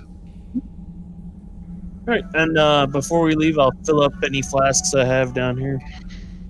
All right, climbing up. I got 3 of them. Yeah, A natural healing potion spring. you can get 3 flasks of. I'll just message them to you with their. Well, actually, you don't know yet because you'd have to identify them. But you got a pretty good idea that they have healing properties. Yep. All right. Let's see. You said the pool gets deeper towards the back end, right? Yeah. Okay. Dressier, how's the water? Oh man, feels great. But kind of irritates that a little bit. Fix would like to pick up a rock and use magical tinkering on it, the first effect, so it sheds light. And then throw it into the back of the pool, see if there's an opening down there, because the water needs to go somewhere. Yeah. As you throw your magical stone, it sinks in, and then it does appear as if it goes farther back into the cave face, as if there's some sort of tunnel back there. It illuminates it. It looks to be fairly claustrophobic, though there does appear to be a drain at the northern side of this pool. It's roughly large enough for a medium creature to swim through. I tell the others this leads somewhere. You want me to find out where? Can you breathe underwater? Yeah, can't you? Oh yeah, I forgot. Aquatic dwarf, man. So What? Aquatic I always, dwarf. he's a storm herald barbarian, so he can breathe underwater. Oh. See, Cordan has. Where are Cordan's gills? They on his neck, or Yeah, you don't want to know. okay? Well, it seems like there's a current. Do you want to have a safety rope? It could drop down into a cavern hundreds of feet deep. I'll let you know. And Cordan's going to dive in. The rope will just get Wait. entangled. Okay. If you just dive in, it's too late anyway. All right. As you dive in, kind of swimming down, let's see. You've got a really good con, so yeah, you can swim for like 3 minutes before you get to the tunnel. Just kind of snakes down. It's fair. At some points, it kind of squeezes in on either side of you, though for the most part, you're able to do full-on like swimming strokes to get down. It seems like it keeps going for like quite a long time, but eventually as you're feeling along the wall, you feel like there's like a small depression in the wall where it feels like it kind of, the tunnel kind of branches out into another path, and if you feel around in there, you feel what appears to be the body of a human down there. Humanoid.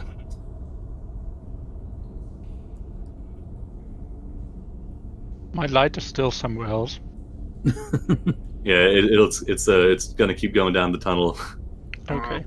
Yeah, maybe- it keeps going as long as I don't use anything else. All right, somebody in the Underdark just got hit by a magic stone falling through. I'm going to look over this corpse here. And It appears most of the water has washed away most of its clothing, though the skeleton appears to have 2 rings on either hand, still present. not anymore. Yeah, let me take those off them.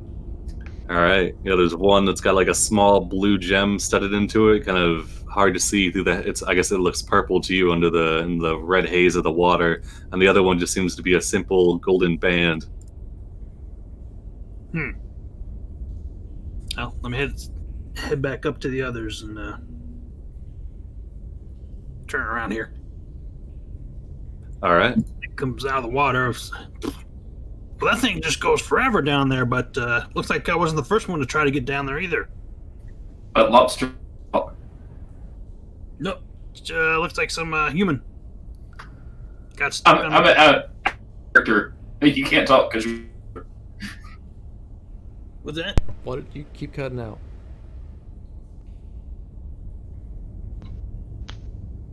Oh, he can't talk because he's underwater, right?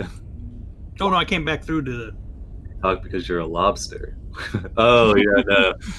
You have to stay in a lot longer to be a lobster. Don't worry. That's a prize that few are able to obtain. That wasn't your wish, was it? Don't worry. You only got a 16 on the 20s. All right. Let's see. As you emerge out of the water, you can see that the ring definitely has like a blue gem studded into it, and then the gold band, which appeared simple underwater, is kind of ornately carved and appears to have the Whoops. it's got a caduceus carved into it. Who's this? Caduceus, that's the twin snake staff that you often see on hospitals. Yeah, it's yeah. I think Yeah, fixed with this symbol, yeah. Yeah, I think you said the thing I found also had it. Yeah, the necklace. This one Well, has from that I can guess. yeah. But yeah, Fix would like to cast Detect Magic as a ritual. Yeah, check these out. Yeah, the one with the blue gem appears to have abjuration magic. And the one that is with the caduceus appears to have I guess it's necromantic magic. Oh boy. But yeah, I tell the others that both of those are magical and which schools to whomever that actually means something. It's necromantic and transmutation, so maybe more transmutation than necromantic. Can you tell by putting them on? I can try. Well, I don't know what transfuse is and what his means. You could identify it. I'll tell you exactly what they are. Don't you have identify? Also, when identify not did the same prepared. thing. For You can do it with that. You can just put it on, see if you can jump any better or something. See if you can fly.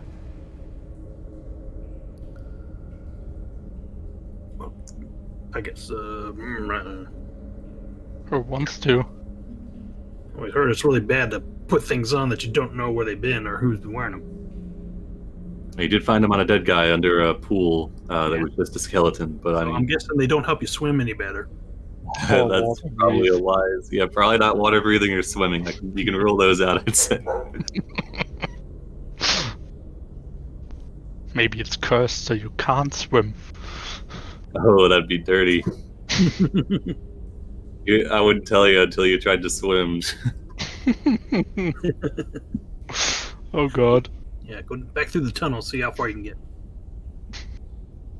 I guess we're fine without it, so well, why don't we just take these back and I can identify them when we're back in Camp Vengeance. okay. That sounds like a safe bet. Got giant snakes wandering around here trying to eat us. Probably not a good time to toy with stuff we don't know. Yeah, All right, it'll put take me those some time. treasure.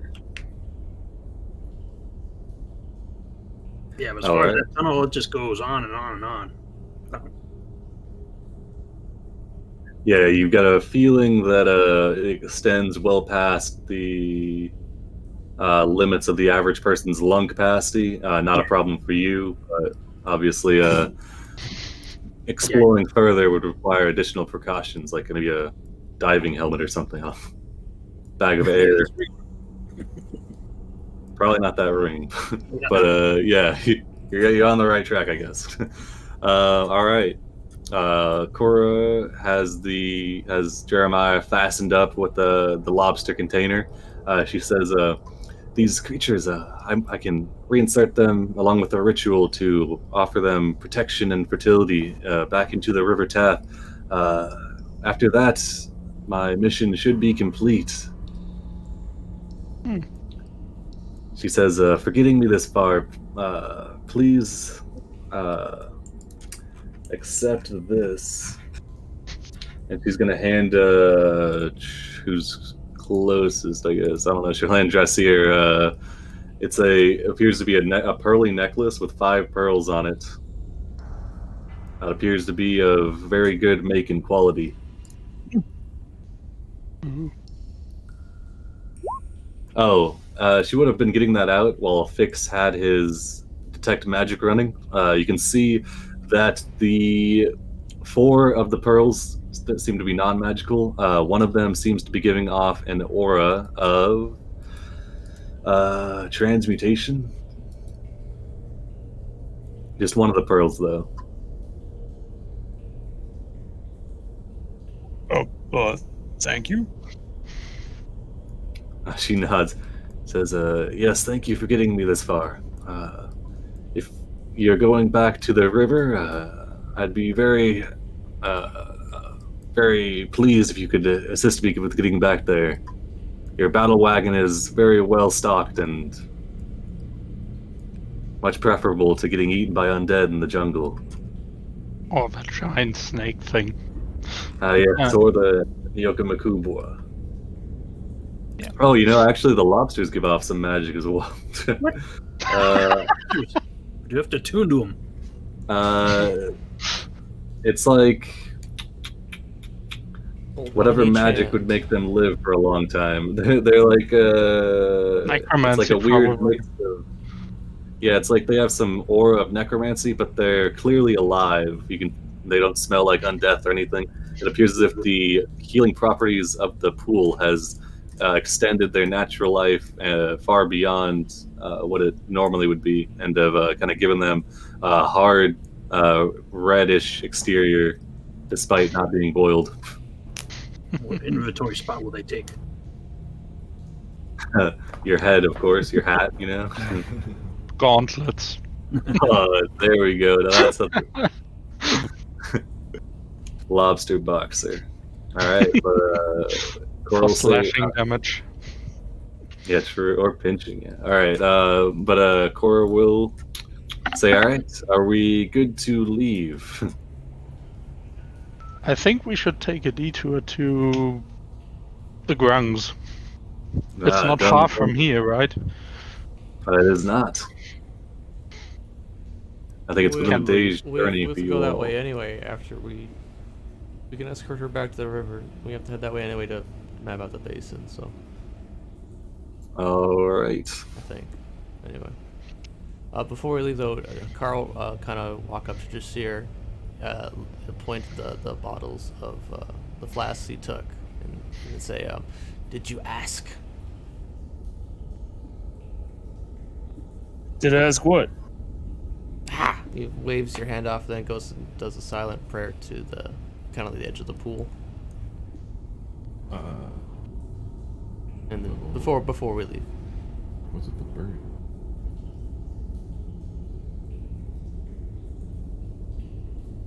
Well, this water, isn't it?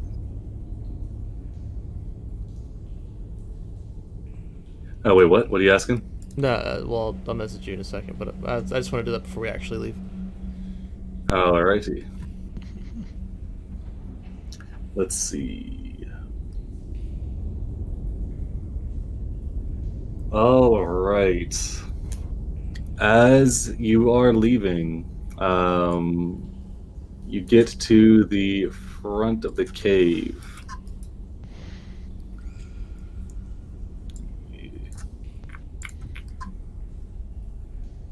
Oh, this is the wrong map, my bad.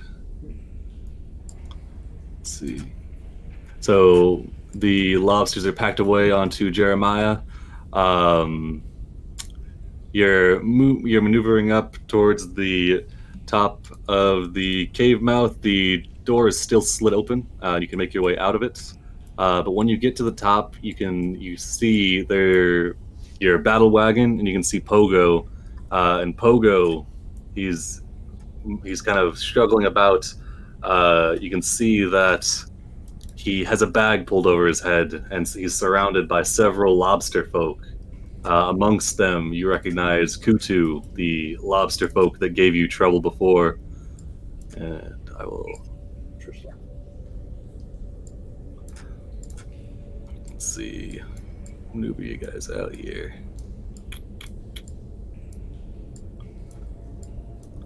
All right. As you're emerging, Kutu, he's standing at the front here. He says, Cora, you've been conspiring with these wretched interlopers far too long. You call them interlopers. He says, we know what you came here for, and we don't like it. We like being lobsters, and we don't want you meddling with the affairs of the tribe. Who said that we wanted to return to being human? I like this form, and you can see he flexes his large crustacean arms. He's pretty jacked for a lobster. You gotta admit. I've seen some sick lobsters in my time.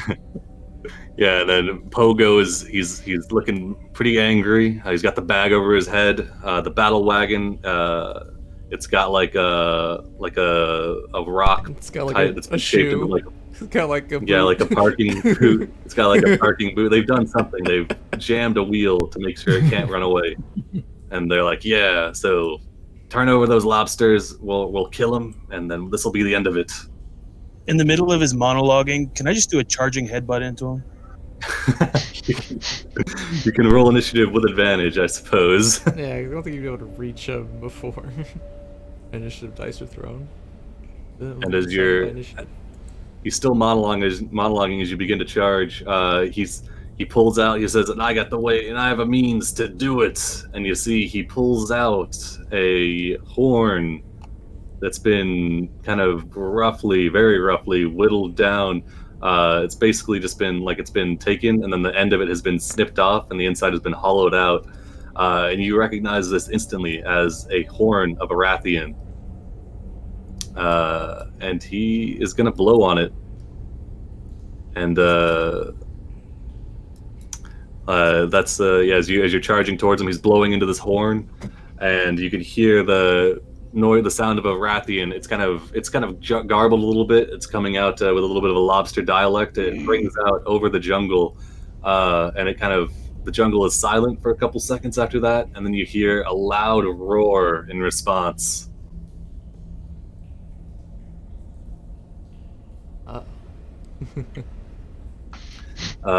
Yes, and then this is where we'll roll initiative.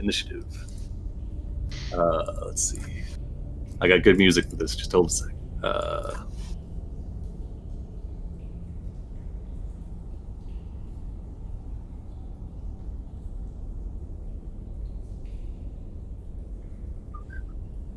Never roll. Might be a little loud.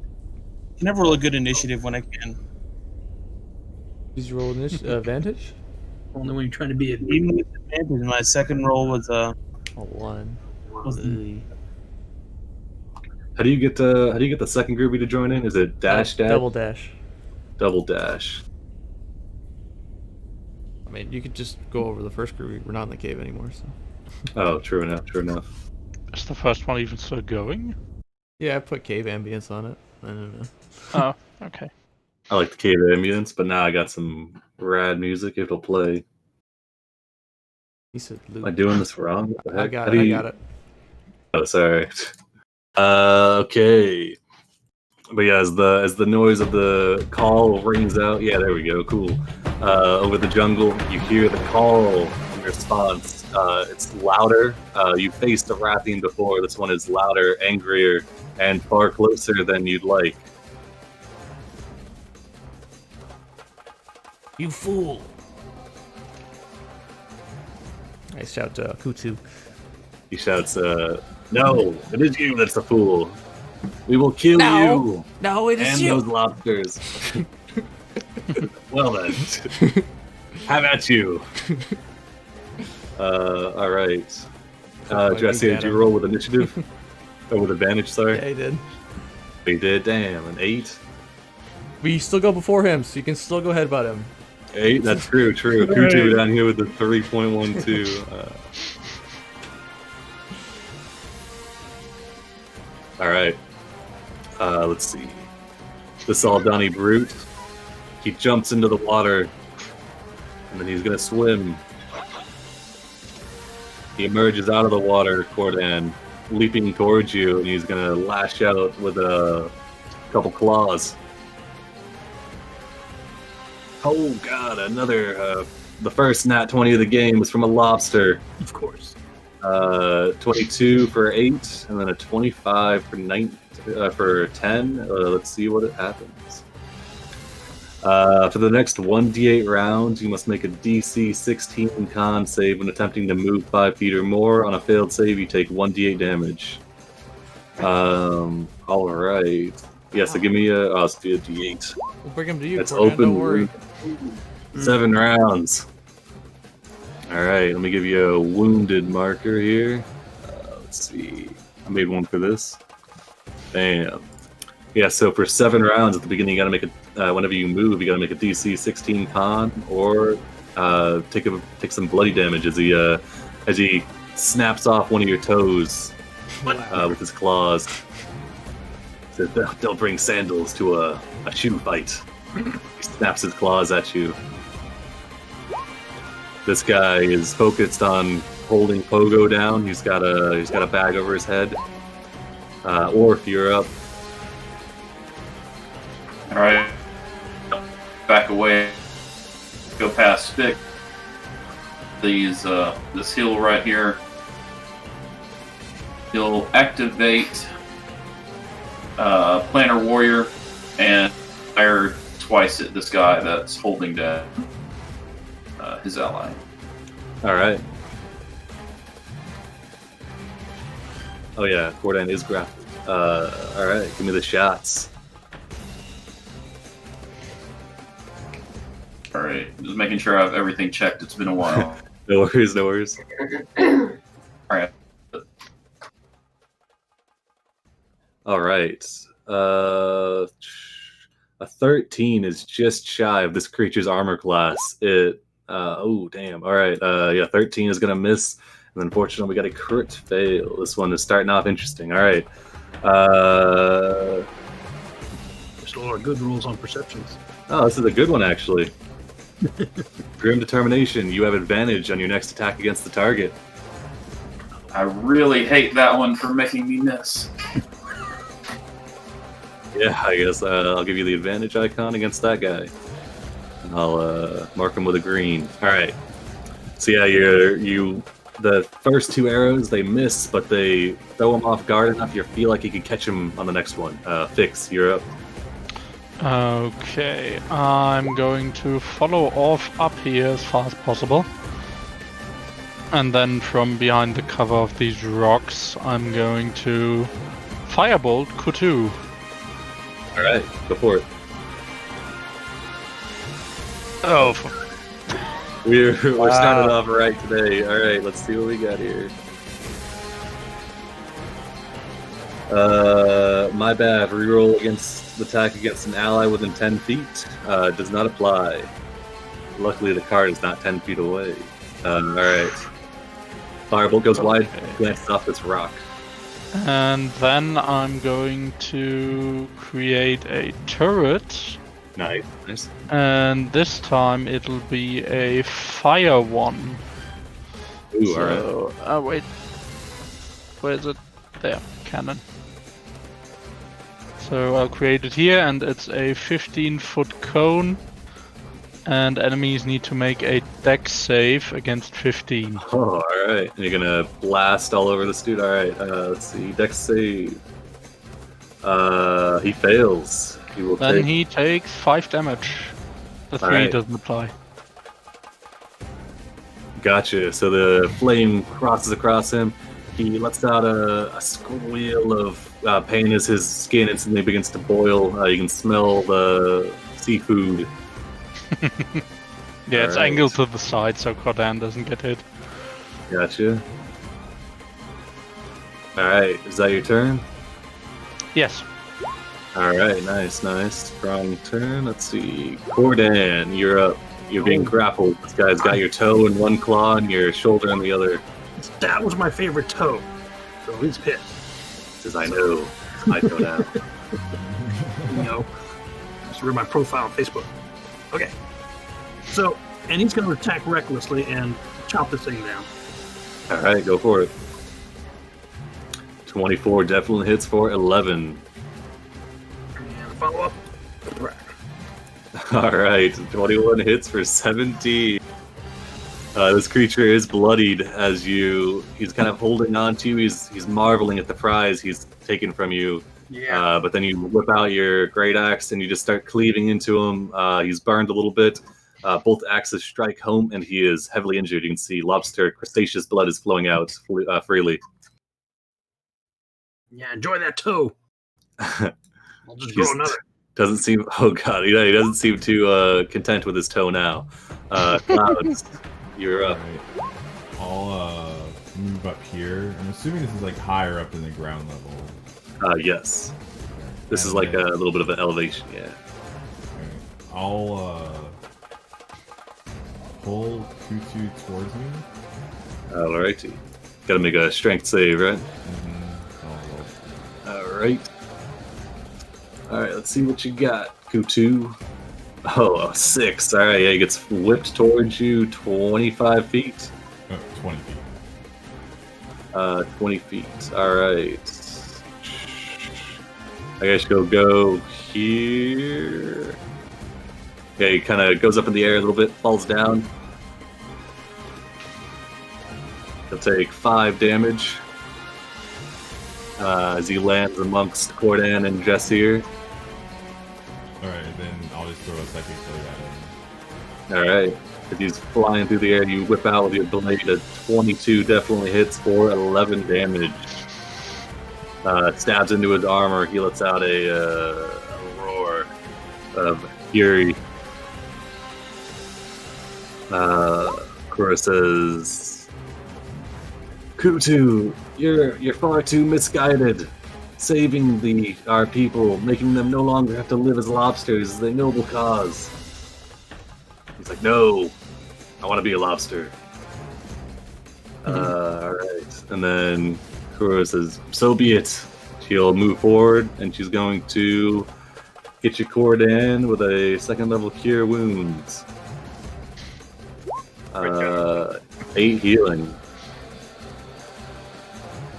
Alright, Jeremiah lets out a ribbit.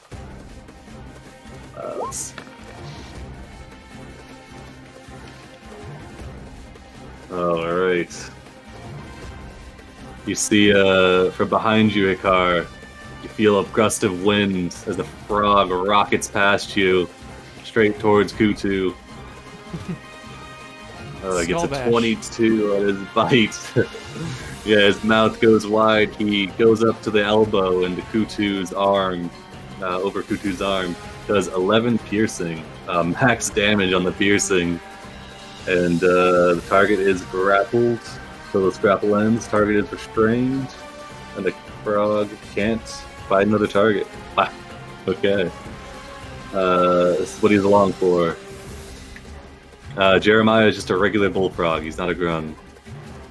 Hikar, you're up. Did we we're doing flanking, like +2? Yeah, +2. All right, then I'll come up to the side of Kutu while he's in Jeremiah's mouth. I don't like you.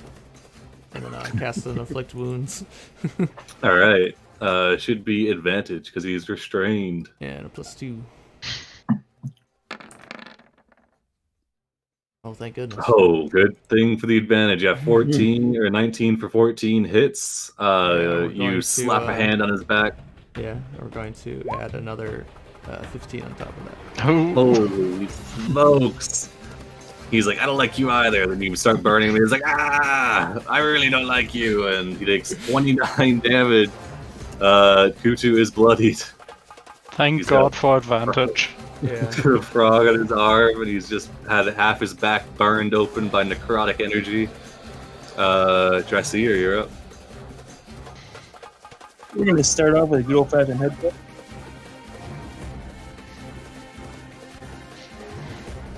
Alright. Contested strength. Yeah, you headbutt him, and he is stunned. Kutu is getting his what's what here. Yeah, you smack him over the noggin. It rattles his brain, and then you come in with advantage and hit him for 20 for 12. Yeah, you just start. Yeah, he's stunned, and you just smack him. You see one of his eye stalks flies off. He's rethinking, standing at the front. Let's see. Alright. Aldani Brute. He sees Kutu getting messed up. Jumps into the water. He's gonna swim up. He leaps out to Hikar. Let's see. What is it at? Oh, before the turn was over, it's get Jeremiah back in the cave. Oh yeah, true. Jeremiah's got the lobster, the prizes on his back. Yeah, true. He nods to you. He's got a Kutu. He's up to the elbow, but he nods to you. All right, this one's gonna run up and try to claw you twice, Hikar. All right. First one, I think both are gonna miss. So. Oh, whew. Yeah, barely. You're able to dodge both of the clacking claws. This guy jumps into the water to spend his turn dashing, though. And he will stay submerged a little ways.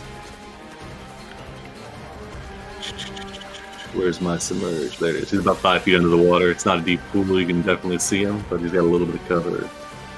Alright. 2. Alright. Kutu lets out a battle cry. He blows it through the same Rathian horn. It rings out over the battlefield once again. You hear another close by roar sounding in return, and then he pulls out what appears to be like a clump of different herbs and things smashed together. He's gonna crush it in his claws before slamming it into his mandible mouth. Let's see. And he gets 12 HP. And then that'll be his turn. Everybody has advantage until his next turn. Well, could he even use that if he's done? Oh, true. You're right. Yeah, he can't do shit, actually. Alright, it's no battle cry and no healing. The joys of headbutt. True. Alright, let's see. Sit down. Yeah, this guy just... if you don't have extra attack yet, right? So the headbutt takes one of your attacks. Oh, so he actually would not You have... couldn't even hit him with your warhammer. Yeah, Everybody's level 5. He's not. Yeah, but I have He's one level multi-class. barbarian. Oh. So, yeah, so he would not have 12 damage I would have done to him, so... Oh, so he just hits... Okay, so the 12... Okay, so it balances out, I guess. 12 healing. Okay, so... But everybody is not battle cried, though. He's not able to battle cry. Yeah. Alright, this guy who's grappling Cordan, he is going to keep trying to get Cordan, I think. Actually, he's gonna look and he's gonna be like, look at Kuro, he's gonna be like, traitor! And he's gonna move here. He's gonna try and Cordan and this one's for Cordan. An 8, and for Cora. 21. Grapples with 1 and does 10.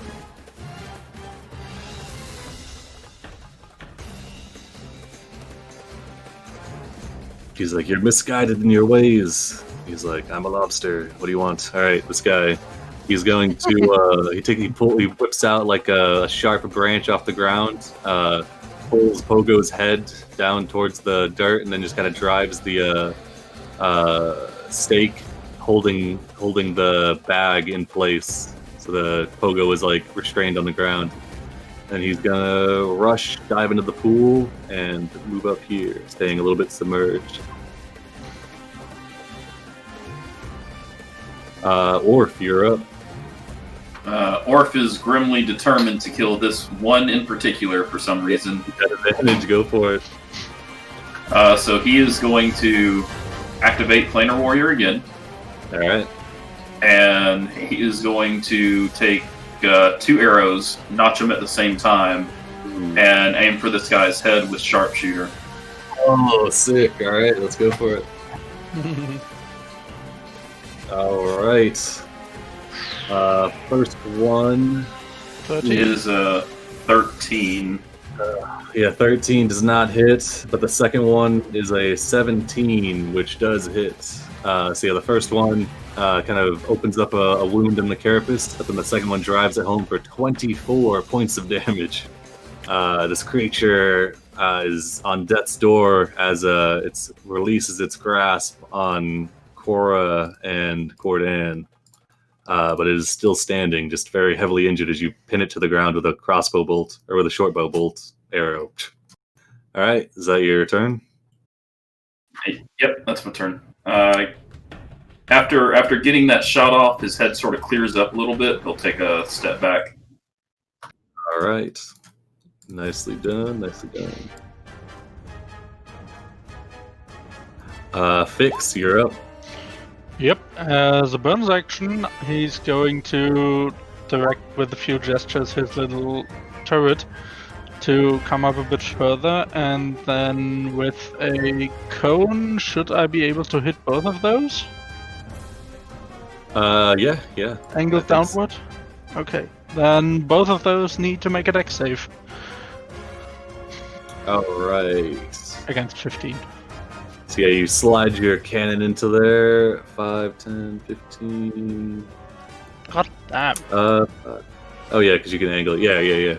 So you spray out. Both of these lobsters will make saves. They'll both fail, and they'll take 3 each. Yeah. If the other one's fully submerged, he would only take half, because I think submersion halves fire damage. Yeah. So the flames lick over the pool, burning a little bit of his antennas. This one that was in front of Cordan and Cora crumples to the ground, though, dead and sautéed. Alright, and then what hasn't worked before, Fireball against Kutu. Alright, he is still restrained by Jeremiah. So 26 hits for 22. 22. Alright. Firebolt slams in the Kutu, roasting his skin. He drops the horn to the ground.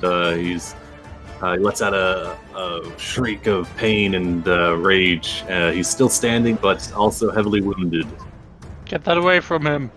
And then that's my turn. Alright.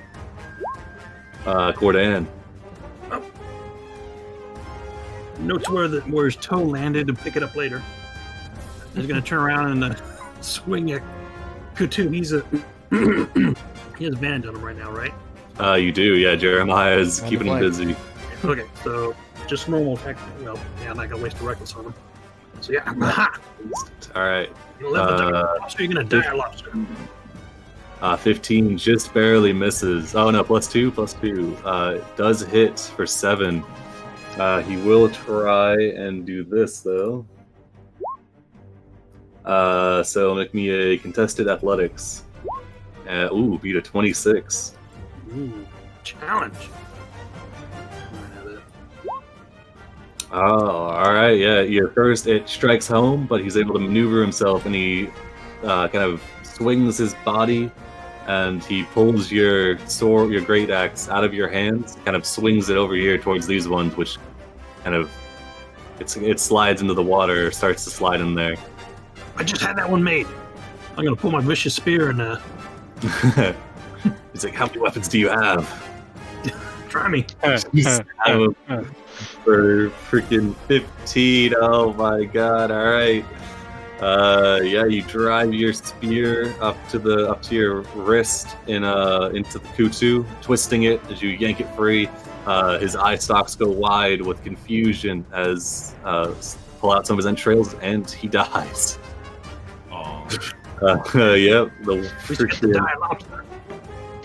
yeah, it just gets yanked over telekinetically, stunned, and then just dogpiled. Yeah, he's dead. And just for good, just for good measure, I'm gonna send a spark to that other one over there. Yeah, I will point out that even in his stunned state, Kutu looks towards Cora and he spits blood at her. That's with his dying maneuver. And that's it. All right, you're shocking this guy. Yep, it's the only one in my range right now. All right, let me see. Limping around on Dex this. save. Oh, with a -1, he passes. Takes 4 damage.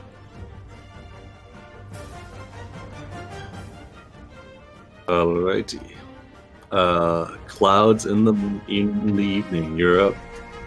Okay, he'll kind of like timidly was like, hey, you do things like this often? And double throws these couple psychic blades down to this guy behind the car. All right, go for it. Ooh, the crit. Let's see what we got. Crit and then double ones on sneak attack. Dang. Mm-hmm. Are you straight rogue, by the way? Yeah. Let's see. I guess it'd be in the need maximum damage. So 24 plus 12, 36. If you're straight rogue, I think you need to update sneak attack at 5. It should be 3d6. He's multi-class. Oh no, I did multi-class. Yeah. I'm rogue. Oh, you didn't? Yeah. Okay. Yeah, it's 3 rogue, 3 sorcerer, 2. Okay, gotcha. Yeah, but yeah, the first one hits, does 36 damage. He is instantly bloodied as you sever the large carapace protecting his back. The second one for 16 hits as well for another 12 damage. This one is still up, but also heavily injured. He gets stabbed twice with psychic blades. Is that your turn? Yeah, he'll sit down, close right, Hikari, you do the rest. All right. Kura will run over, pry Jeremiah, who's like kind of he's trying to break free Kutu's arm, but she comes over and pries him free. There's like a popping sound as she drags him back towards the cliff entrance, or towards the cave entrance. Jeremiah, he's gonna resist. Toad with thirst for blood. Have you ever seen a frogs eat? They will eat anything. Oh, he can't get free though. He struggles valiantly, but he is held firm. All right, Hikari, you're up. I'm just trying to start shaking my bone rattle staff in this guy's face and toll him. All right, wisdom save. Yeah. He fails Um, as you shake it at him. yeah. He looks I clicked on it. confused. I swear I did. Maybe I'll. No worries. Oh, there it goes. Ooh, nice. And All right, 10 damage as you shake your stick at him. He is confused at first, and then his eyeballs explode with necrotic energy, and he falls over dead. all right. And then with that, I'm gonna fly away. I'm gonna All right. fly up and over. How high is this cliff here? From the bottom. This one is like 15 feet right here. Okay. All right. I'm just gonna move. That'll be my turn. All right. Dressier, you're up. I'll fly over on top of the leg. You can see Pogo is struggling with the bag on his head. He is not happy. I'm out of action economy. You have to wait. I'm done. All right, Dressier, you're up. I had him interact to pick up the horn that was dropped. Ooh, yeah, Put it in it's his belt it's roughly carved. It's very similar to the Rathian horn that you guys were able to harvest earlier, maybe even from the same creature. And you can tell it's been carved with all the dexterity and craftsmanship of lobster claws, though it is functional. Its purpose is to call Rathalos. Oh no. All right. We All should move. Yeah, do it backward. Throw it with in that- reverse to get the mileage down. All right. Yeah, is that your turn? I'll tell everyone else to get back in the cave, and I'm going to dash towards Pogo. All right, go for it. I believe this guy is dead. Yep. All right, these guys are both in the water. They dude just died, but they've been whipped up into a frenzy. They want to beat lobsters. They're charging out. This one swims up, climbs up, and he's going to chase after you, Dressier. So he has 15 feet. Okay, he has to dash up to you. Thunderball behind you. Yeah. He can't attack you yet, though. So he dashes up out of the water. This guy, Kutu, is dead unceremoniously. At least he got a monologue. All right, this guy is dead. It's more than you can say for most. All right, this guy dashes out of the water towards Cordan. He's going to try and claw you twice. Let's see. Both are going to miss, I believe. Yep. You deflect both of them off of you using your Wonder Woman bracers and are unscathed. Orf, you're up. All right. Let's see. 5, 10, 15, 20, 25, 30. I will fire at this one over here. All right, go for it. Twice. Trying to hit a 14 AC. And I'll use Favored Foe to activate. Let's see, is he within 90 feet? Yeah, for sure. Okay, yeah, so Hunter's Mark and 2 shots. All right, he is marked. All right. First one hits, second one does not. First one hits for 7 damage. He's like reaching one clawed arm out towards Dressier, and you just drive an arrow through it, throwing it off path. Then he retreats, reactively dodging your second arrow. All right, is that your turn? Yeah, that's it. And I'll say, "Hey, don't touch my friend." He's gonna hiss at you. That's Fix. You're up. Okay. Fix is going to climb up on these rocks, so he's visible, and then shout at the other two. You're outnumbered. If you stop now, we'll let you come back. Mm-hmm. All right. This one that's trying to clack unsuccessfully towards Cordan. It's the wisdom. Okay. Smart lobster. This one that's trying to get Dressier. Ooh, okay. The one that's over by Dressier doesn't quite hear you, but the one towards Cordan, he does kind of like drop his clawed arms to his sides and kind of sulks a little bit.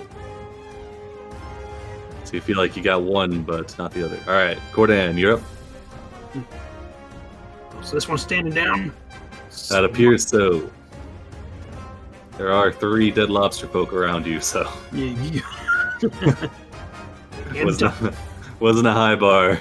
Well, let me go negotiate with the other one down here, and I'm gonna charge at the one behind Dressier.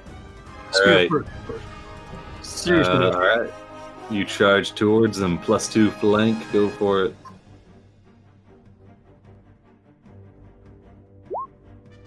Uh, 14 just hits. 16 hits, of course. Was that 14? 14, yeah. All right. You stab it into the back. He whirls on you, sees you, sees the other one standing down. He looks single-minded. Looks like he's gonna fight to the death. Okay. Well, we gave it our best. Stab one upward just to make sure. Twisted the spear. Right. Twist into the spear.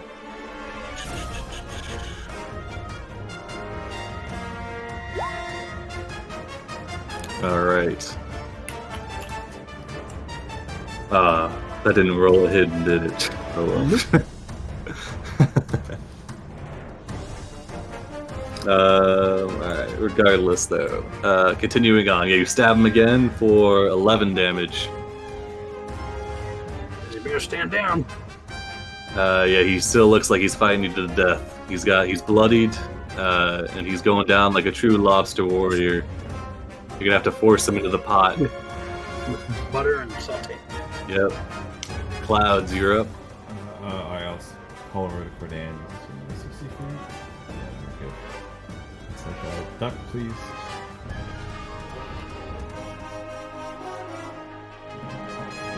There's a couple blades at this guy. All right. Let's see. 19 definitely hits, and then 15's gonna hit as well.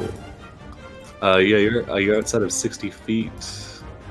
Nope, he's just within range. Both of those are gonna hit for 18 and 17.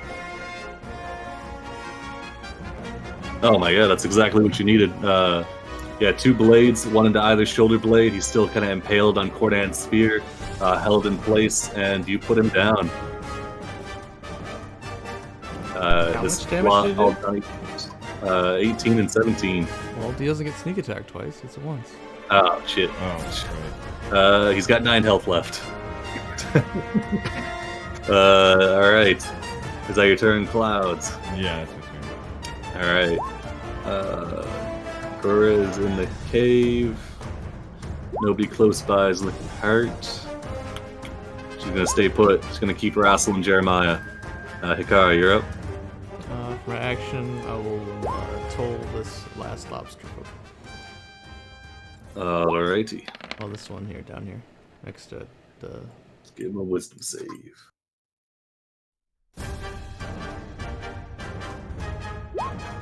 Fails. Eye stalks explode, falls to the ground. And that is the last combatant, Aldani. All right. I guess at this point, yeah, everybody give me a perception check, free action. Because the entire time the fight was going, you hear the roars in the distance. Not just he was able to get off 2 blows into the horn. Let's see. Hikar, you can hear wing beating now, very close, coming in quickly from the north. From the north, okay, yeah. All As right. death approaches from the north, then I'll fly south with my movement. All right. All right, time to do the kind of heroics only somebody with 8 intelligence would do. I'll yell for everyone else to get back into the cave. I'm going to unhook Coco from the wagon and ride off into the foliage, blowing the horn to make it follow me.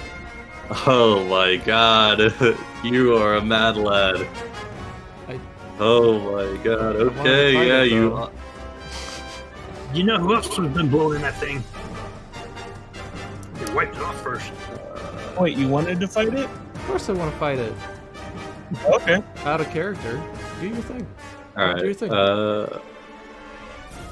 I mean, it's pretty sick either way. Alright, you... I was just alright, thinking so of you some do it? lobsters at this point. That was my original idea.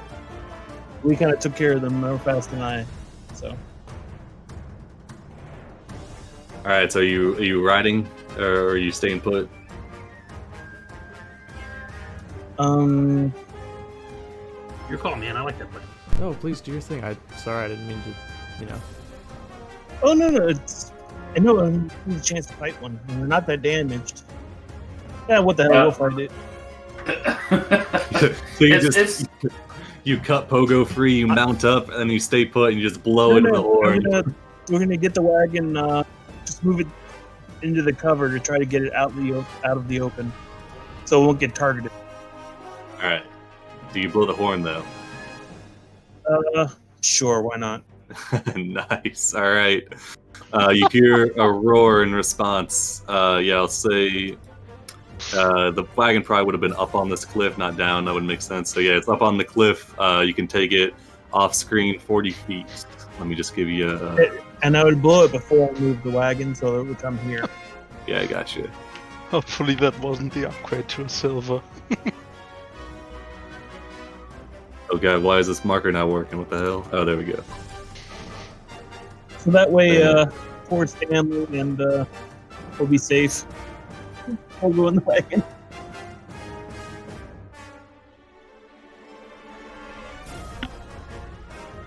We could lure it into the Alright. cave so it can't fly away. That's gonna be a little bit rough because If it even fits in there. yeah, the cave is large, but as you let out another call into the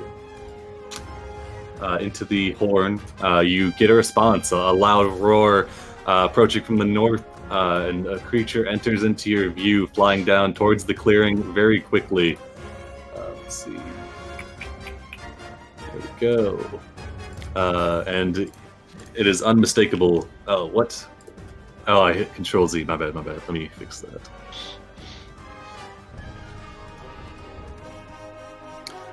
Yeah, it is unmistakably a Rathalos. There are stories of such creatures living in the jungle. They're famed amongst hunters. A exceedingly hard challenge to test even the most skilled hunter. It lets out a roar. It's about 50 feet up, and it is closing fast. As it does close, you do hear the bloop bloop bloop of legendary actions. As it's flying, okay, so you hid the wagon, and then you came back on screen, correct? Yep, I'll be on top of the hill. Okie dokie.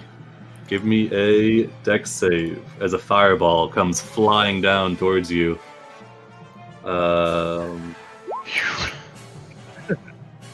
All right. Uh-oh. We gotta have what is this? A 10-foot radius sphere. 13d6. It's a Rathalos. Are we sure we want to fight this? Too late now. Still head for the cave. Oof. You take 5 fire damage as it explodes over your body. The most intense heat you've ever felt. But I think you managed to stay on your feet, though. Yeah. All the previous scars and wounds that you healed up in the lake seem to reignite, but now they're burning. All right. Let's see. And then that'll be the Rathalos' turn as it continues flying down towards you all. This Aldani brute. He looks to all his dead lobster folk, and he looks to you guys. He's like, I'm gonna go. All right, yeah, is that all right? All right. He's gonna jump in the lake and start swimming away. And From the where? Oh, okay. he's just swimming. He's swimming out of here. Sensible. All right, or if there's a Rathalos advancing on your position quickly.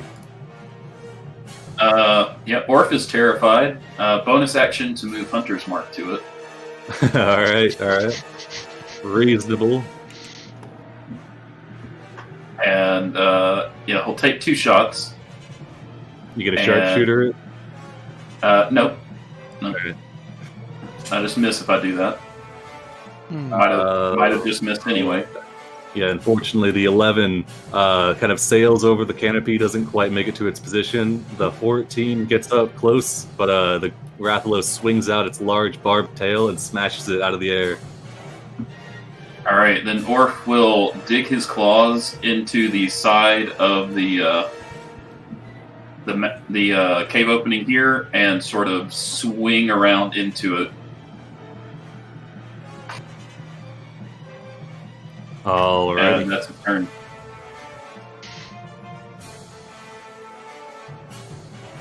All right, sounds good. Let's see. All right, Fix, you're up. Yep. Fix is going to use a firebolt on the Rathalos. See if that works. All right, you sling out a firebolt towards this creature, which is blasted just here with fire. 13 does not quite get up to its elevation, though, unfortunately. There was an attempt, and then I'm going to run over here and try and take cover behind the little cliff. And my cannon is gonna stay right there on the rock. All right. You move down. Kura, who has been wrestling with Jeremiah. Oh, sorry, Cordan. Go ahead. Yeah, we're looking like kind of reddish. Sorry about that. Chris here, better follow me. Cordan's gonna jump into the lake. He's gonna try and fish out for his great axe somewhere. All right, you can quickly find your great axe. It's only sunken in. The pool's not very shallow, or not very deep. Sorry. You wrap your hand around it, and you are armed. So that's probably moving in action there. Item interact, yeah. Okay. Well, he's gonna.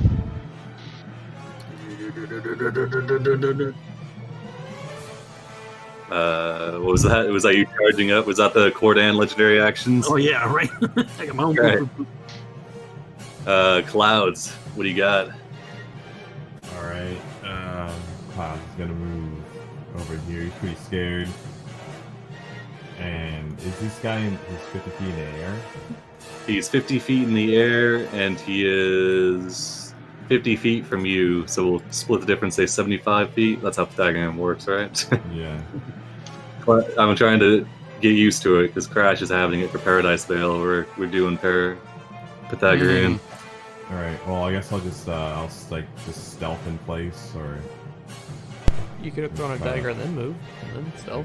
oh, yeah. Okay. Beforehand. Yeah. Before I move from this spot, I guess I'll. All right, you fling up a dagger. Yeah, I'll swing over a couple daggers. First one's a miss. Well, you do the second one, you can't hide, so. Yeah. Then, yeah. I'll go Yeah, you fling out the first one, and it opens its mouth and breathes out a small puff of flame, which breaks up the materialized dagger. All right. Now we get to. Oh yeah, if you're gonna hide, give me a stealth check. All right, yeah, you're fairly well hidden, I would say. You hop down below a rock. The creature searches for you after destroying your dagger, but does not find you. Cora is wrestling Jeremiah. She says, I'm gonna hide in this cave, but if you need healing, I have some spells left. And she backs away into the cave along with Jeremiah. Jeremiah's gonna try and get free. Nah, never mind. Jeremiah knows to let the professionals handle it. When do they show up? Alright, Hikar, you're up. You guys are hunters, right? This is what you do.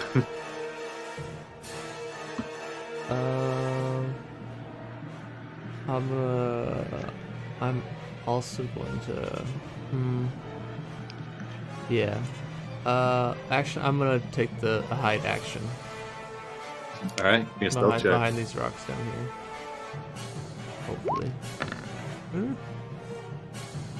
All I right. don't have guidance. So just 12. You're fairly certain that most creatures would be able to see you in your location. There's not much you can find to hide behind it. Yeah. Well, I'm not gonna metagame that I know that, so I'm Okay. hiding. Well, I'm so, yeah. behind this rock. All right. Bonus action. Let's see.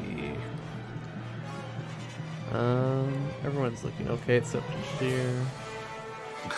Ate a fireball. Happens to the best of us. I'll wait. I'm done. All right, Dressier, you're picking up your skin flakes, smacking them back on. What are you doing?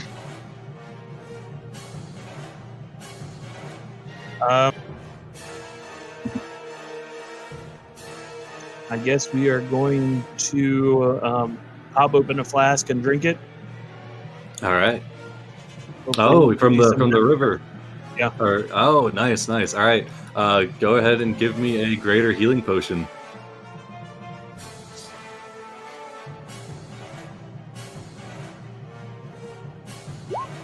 And a con save.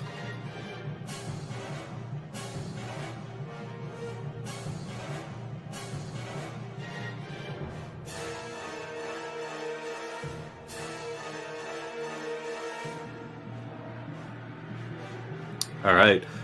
It's like drinking. It's cool to your lips, and it's definitely reinvigorating. You can feel your wounds closing, but it's got like a strange metallic aftertaste, and you feel as if drinking too many of these probably is not good for your health. You might get prostate cancer or something down the line. I don't know. Lobsteritis. Yeah, lobsteritis. You look down and your skin is red tinged. I was about to laugh at the cancer, but Hey, if it gives me chitinous growth, at which point I can use that trick, I wouldn't mind that. Oh, true. Ooh, yeah, that's I don't wear armor. a good So. idea.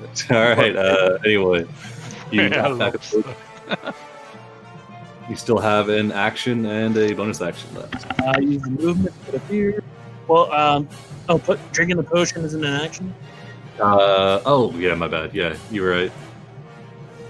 And bonus action will be second wind. Nicely done. All right. You gotta get ready. Do you blow into the horn as your item interact? I guess the horn's probably pretty messed up, but it's resistant to fire, probably even immune. The horn is probably still alright on your person, I would say. Oh no, I'm not blowing it anymore. He's already here. Okay. He is, yeah, alright. Speaking of the Rathalos, it lets out an ear-piercing scream. And let's see. Oh, you already got the Rathalos music. I was thinking, like, damn, this is really close to the Rathalos theme. Alright. His turn. He's gonna roll a d6, and we're all hoping for a 5 or a 6. Ooh, boy. That's what we were wanting. Alright. shit. He surveys the battlefield. Where does he want his fireball? Honestly, he's probably just going to go for the guy who blew the horde. Actually, he looks around. Why did you run over here? Cordan's submerged. He's just waiting under the water. That's a good idea. Can't see clouds. He can really just see Dressier. You're the one that only one in the clearing besides Fix. Are you up on this rock or no? I'm below the cliff. What I about was you, trying Orc? to take cover behind that. I don't even know if he can see me, depending on how high that is. Yeah. Orf is in the cave. All right. He flies. You can tell he flies extremely quickly. He's still 50 feet up. He Now he launches can. another fireball. Sorry, towards Dressy and Fix. DC 17 dexterity save. No! So close.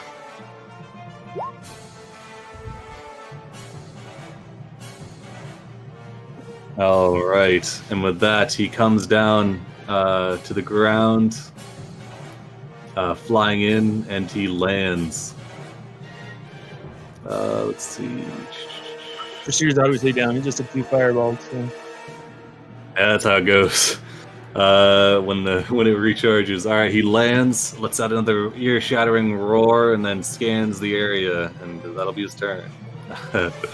This guy kind of climbs up the edge of the river, and he's going to start moving off map. There's nowhere you can run. My mistress can't find you. He's like, well, your mistress is probably better than that thing. And he's going to keep running to the south. Let's take him out. All right, Orf, you're up. Rathalos has just landed. All right. All Orf sees is a fireball fly by the entrance of the cave. So he's going to use that to determine where the dragon is. He's going to run and jump into the water. But as he's flying through the air, he's going to fire 2 more arrows at this thing. Let's see if I can get in range to do anything cool. Nope. All right. Just 2 arrows. All right, he is still hunter's marked, though, as you launch your 2 arrows. A 19 hits. You see as the arrow sails forward, it finds like a small divot in the armor on his back, and it sinks in. You see, he doesn't let out any indication of pain or anything, but he does look directly at you, Orf. Orf goes to the bottom of the water. The 12 does not hit, but he has taken some damage. First blood. Yeah. All right, Fix, you're up and still alive. Okay, are we actually fighting this? And Where should we run? yeah, excellent point. Yeah, first of all, I'm going to direct my cannon to move up to here. And can I reach him with a 15-foot cube? He's up on the cliff. I think with our new rules, no. Probably no. Okay. Then yeah, the cannon's just going to stay there. And yeah, 15 feet. Fix is going to dash inside the cave and stay there for the moment. Oh yeah, as an item interaction, I'm going to take out my last rope. All right, you pull out a rope. Cordan, you're up. Dragon has landed. Yeah, and so did Orf. A cannonball right next to him. True enough, yeah. Can't talk, but he's going to turn to him and just give him a shrug like, what's up? What's going on? Orf will point in the direction of the dragon, sort of make flappy wing things, and yeah. Okay. If you reach the surface of the water, you hear a roar that splits your ears. Thumbs up, and I yank my thumb back towards the cave, and I'm going to hightail it inside and tell everybody, get inside! All right, yeah, you rush into the cave. Let's see. Clouds in the morning. Or evening, sorry. All right. Clouds will jump down here. He'll pull Dressier's body. Okay. This might have detrimental effects to Dressier if he impacts something. We'll leave him out there by himself, we'll have even worse. If you yank him towards you, I would allow a dex save to catch him. Okay. All right. I hope the wagon is well hidden. He gets yanked 30 feet or 5 It's 5 times 5, right? 25. 25. Ooh. Okay, yeah, we're right next to you. Give me a dex save, DC 13. Oh, shit. Okay. He's going to take a failed death save as he knocks his head against this rock as you grab him. Okay. Just one, though. Oh, Oh wait, can I do?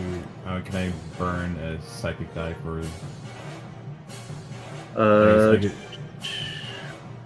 Yeah, you can do that after the outcome. It's only the skills.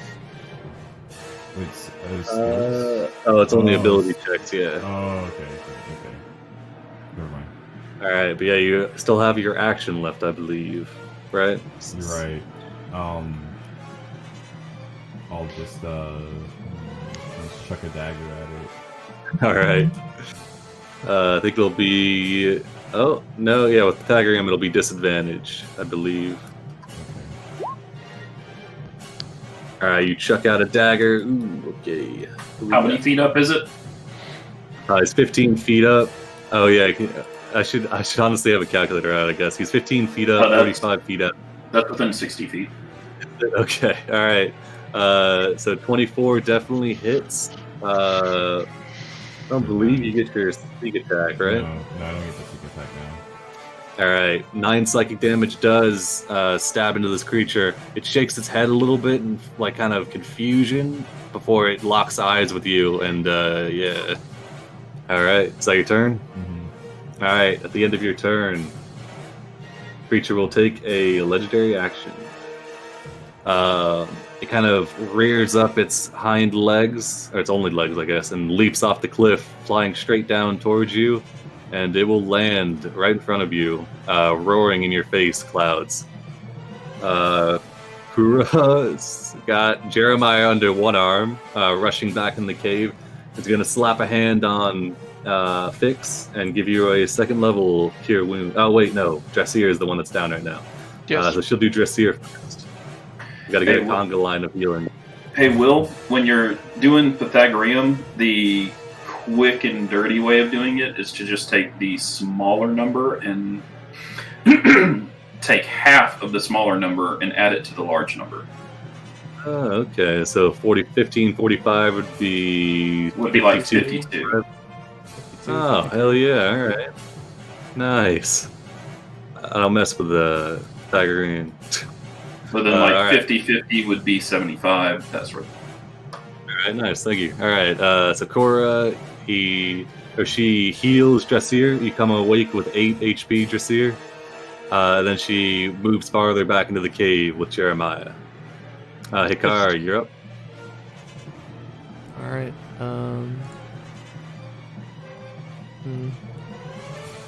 Hopefully don't piss it off, but I gotta help somehow. It has taken damage, right? It has, yeah. Okay. I think we need some better than cantrips right now. What do I got? It'd be a bonus action. No, okay, so yeah, I'll bonus action. I'll summon a spiritual weapon, and we'll attack it with it. And I think I might just do a total dead after that. Spiritual weapon. Dang it, no, I didn't want to get its attention, but alright. Oh, dang, alright. Yeah, you hit it with a spiritual weapon for 27 critical hits. Let's see. Double damage. Roll another d8. Alright, pretty weak damage. So we got 8 damage, alright. Nice. Alright, and then we will total dead with the other one. My action. Alright, wisdom save. It will fail. Alright, and then I'll duck behind this rock for some cover from it, and that'll be my turn. Alright. At the end of your turn, it's going to... it's got its eyes fixated on clouds. You just hit it again. It kind of looks over its shoulder. It can't determine the source of a Toll the Dead. It looks over its shoulder, sees the spiritual weapon.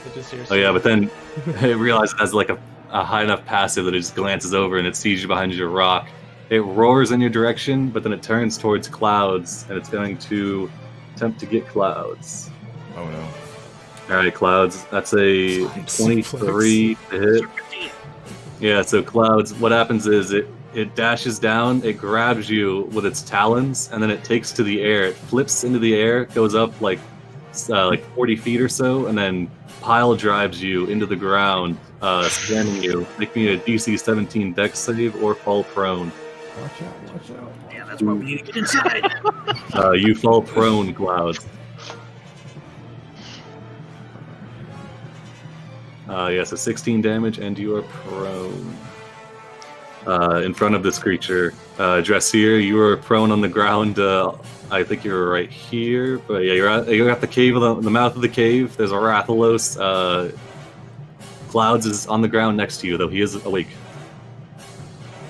Okay. Give me one moment. I'm trying to figure if I want to do this. And this is the monster, right? It is a wyvern, yeah. I don't know. So it's a dragon. Yeah, draconic, yeah, dragon. Gonna talk it down. Oh yeah, you can talk to it, I We guess. need another dragon. I'm sorry, that was the wrong number, Mr. Rathalos. I didn't mean to call you. You're using, so you summoned it here using the horn of its mate carved into a hunting horn. So you're going in with that assumption, I guess. All right. I'm going to use 5 hit die and dominate beast. Does that work on dragons? I don't think it works on dragons. Does it have to be beast? Yeah, pretty sure. Yeah, dominant monster we would need.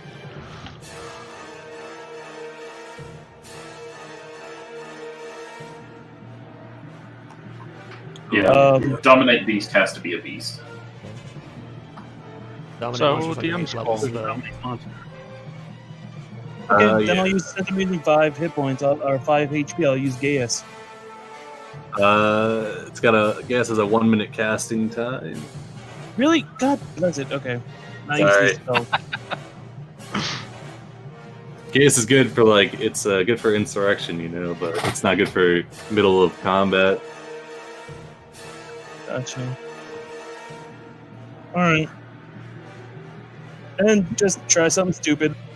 Let's see. Headbutt. I think you might be Dissonant Whispers might be what you're looking for. No, I'll go for stupid. Headbutt. Alright. Rage and headbutt, I should say. So I'll get advantage on the check. Alright. It'll make a contested strength. Oh my god, it gets a 2. You God.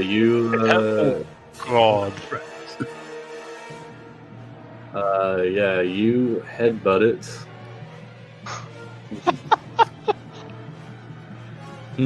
This should be we can't use the legendary resistance on this because it's not a saving throw.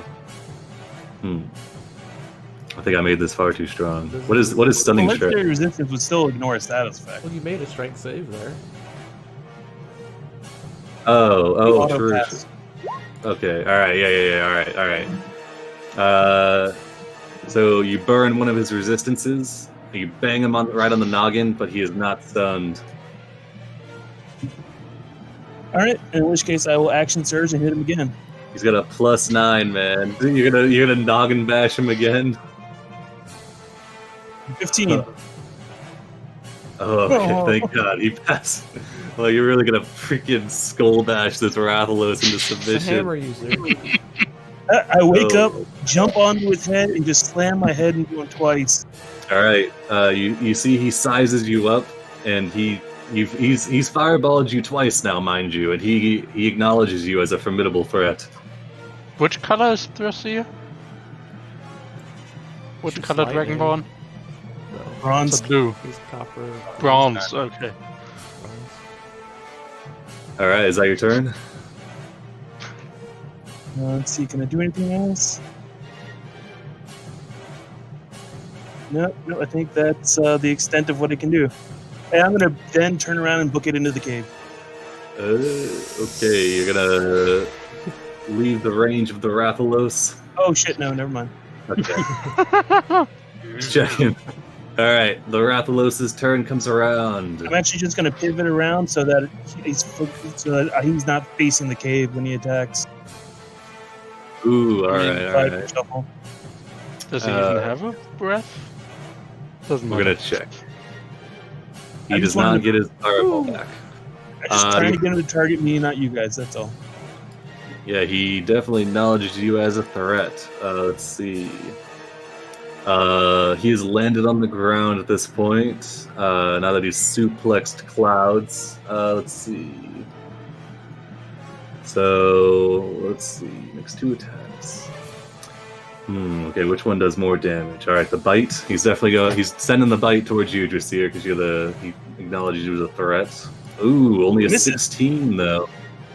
All right, yeah, you bring up do you fight with a shield or no? Yep, I got a shield. Yeah, you bring your shield up, you jam it into his mouth, and use it to kind of leverage his teeth out of the way. He swings out with his talons towards clouds with advantage because you're on the ground. Oh, not his talons, sorry. I'm gonna yeah, it is. vengeful assault, make an attack with my weapon while he does that. All right. When you take damage from a creature in But range. it missed you. Okay, yeah. 20 hits for 6. He lashes out with his talons with advantage towards clouds with a +9 and gets a 12. And he rakes his talons. He leaves deep, like quarter foot divots in the ground next to you, clouds. But you're able to roll out of the way, and he does not get. Ignore that. Ghost. All right, and that's the Rathalos' turn. Dang, didn't hit anybody. All right, Orf, you're up. All right. Yeah. If you don't want to have to deal with this, I understand, Will. Would you let me Misty Step in the space above his wings and claw into his wings to slow him down? Oh, you're making a called shot to try and Yeah, shred I his want. way. Yeah, I'm going to Misty Step to his wings and Okay. claw into them. He is a If he- gargantuan creature, so he's got massive wings that are nearly as strong as his main body. But you can make a called shot, and it's pretty badass. So I'll give you a cinematic +2. Yeah, you would need to do some major damage to a wing though to All right. negatively affect his claw. All right, there's a silver mist appears in the water, and Orf is gone, and he puffs above the dragon, and I think extra attack works on melee. Any attacks? Any Okay, attack. yeah, any attack. So, claw. Oh my god, they both hit. Yeah, you misty step above the dragon, flying down towards it. You lash out. You going for left wing or right wing? Left wing. All right. Let's see. So you claw down. First one hits for 14 damage. That was max Hunter's second- Mark damage both times too. Oh, max. That was max damage on almost everything. Yeah, that's 14. So was it 26 to one wing? That's pretty close to what I was thinking. Yeah, maximum there. Okay, yeah, you shred his left wing. You leave. It's not like you're a small cat, the big dragon, but you definitely put a sizable chunk, and you feel as if his speed has dropped a decent amount. Let's see. Yeah, you shred into his wings. You did 26. All right. All right, and then I will use what is it? Cat's claws. Nope. Go find it. Feline agility. I'll use feline agility to dash into the cave and take the opportunity attack. All right. Oh, I Strong disabled turn. the link. Turn. Oops.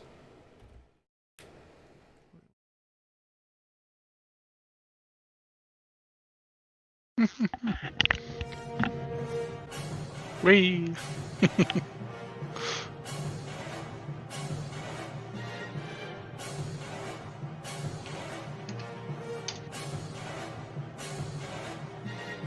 All right. Let's see. I'll be like back here, but in the cave. You do some massive damage to one of his wings. At this, for the first time, you hear a call of pain. There's blood coming out of the wing, not enough to bloody him though. But as you book away, he's gonna try and lash out with talons to try and slash you on the way out. Oh, thank Oh goodness. my god, he flubbed. Holy crap. Alright, what do we got? It's a natural attack. If this attack was a bite, take the attack's normal damage. Okay, unfortunately, it was not a bite, but... Damn. Misty stepping above a Rathalos, shredding his wing, and then just booking it. Nicely done. Alright, Fix, you're up. Okay, how high is the ceiling? The cave mouth, roughly 12 feet, I'd say. Okay, then I would like to take one of my daggers and cut 10 feet off my rope, and then go a bit further in beside Orf and yell to everybody else, get up the rope, and then I'm going to cast Rope Trick. You're gonna peace out? Alright. Alright, yeah. You can do it one action. So you throw the rope up, an invisible entrance opens to an extra dimensional space that lasts until it ends. Alright, so just like an insta tiny hut. Yeah, but basically. it only lasts an hour.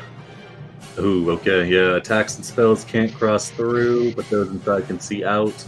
Oh god, okay. So alright. Like in a fish tank. Alright, Yeah, I yell to everybody else, get up the rope, and then book it up there. Alright. Let's see. I hope Jeremiah isn't large. He's not. He's a medium bullfrog. He's Okay. large for a frog, but you know. Alright. Cordan, you're up. Yeah. Dressier and Orf are fighting this dragon, taking all the good hits.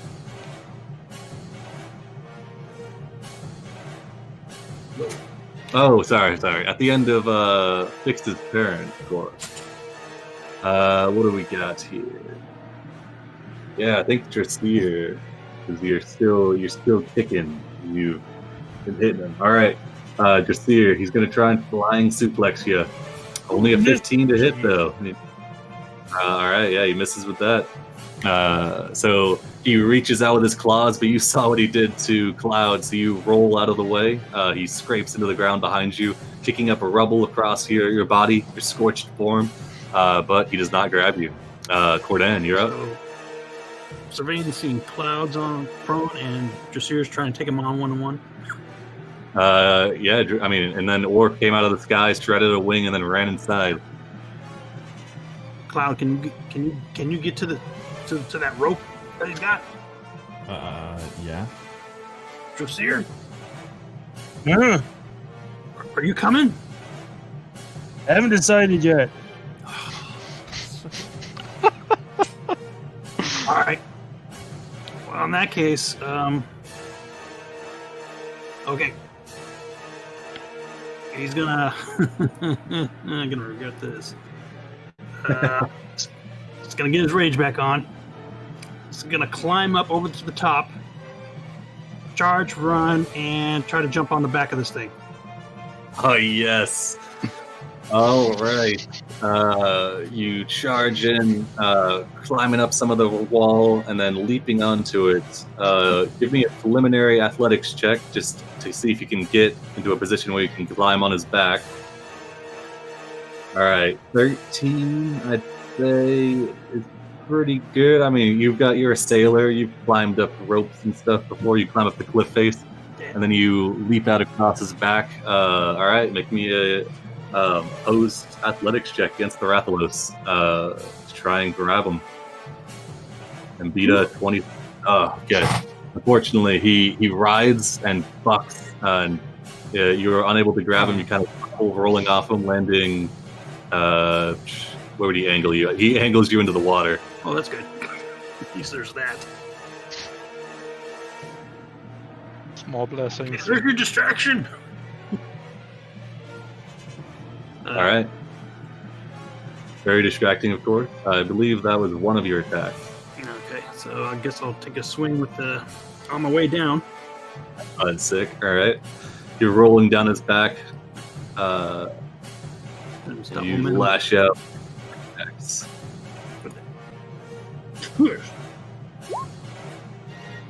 20 does hit for 13. You cleave into the side of this thick creature. It wrenches off one of the scales. And yeah, you heard it. It is not. It's got some bloodied wounds on it, but it's not at the bloody threshold. And then you sploosh into the iron water, coppery water, iron water. Yeah. All right. Is that your turn? Pretty much my turn. All right. At the end of your turn, before Clouds goes, last legendary action to attempt to bite Clouds with advantage. Come on, +9. All right, 24 damage for 21 piercing. I'm down. You're down? Oh, dang. All right, yeah, he sinks his teeth. He kind of like rips you up off the ground from his point where he suplexed you and just shakes you around like a dog toy. Clouds in the evening, give me a death save. Oh no! You Oh failed. my god! Failed. Please let Kura have spell slots. 2 first level and 1 second level left. And as she sees you getting thrown around like a rag doll, she's gonna drop Jeremiah and rush forward, and she will slap Clouds with a second level Cure Wounds. Her last of the bunch. Hope it's a good one. Oh fuck. Okay, minimum Cure Wounds. 5 healing. As you wake up, she says, I've only got a few more where that came from, so try not to keep dying. And then she'll rush back into the cave. Jeremiah, now free from Kura. Does she go up the rope? Oh, true. Yeah, she's going to climb up the rope. It's kind of hard for Lobster to climb. She'll give it a best go. Oh my god. She fucking flies up that rope. I guess she'll haul Jeremiah with her, because as much help as a bullfrog would be with a Rathalos, he is still carrying the iron lobsters. Alright. Hikara, you're up.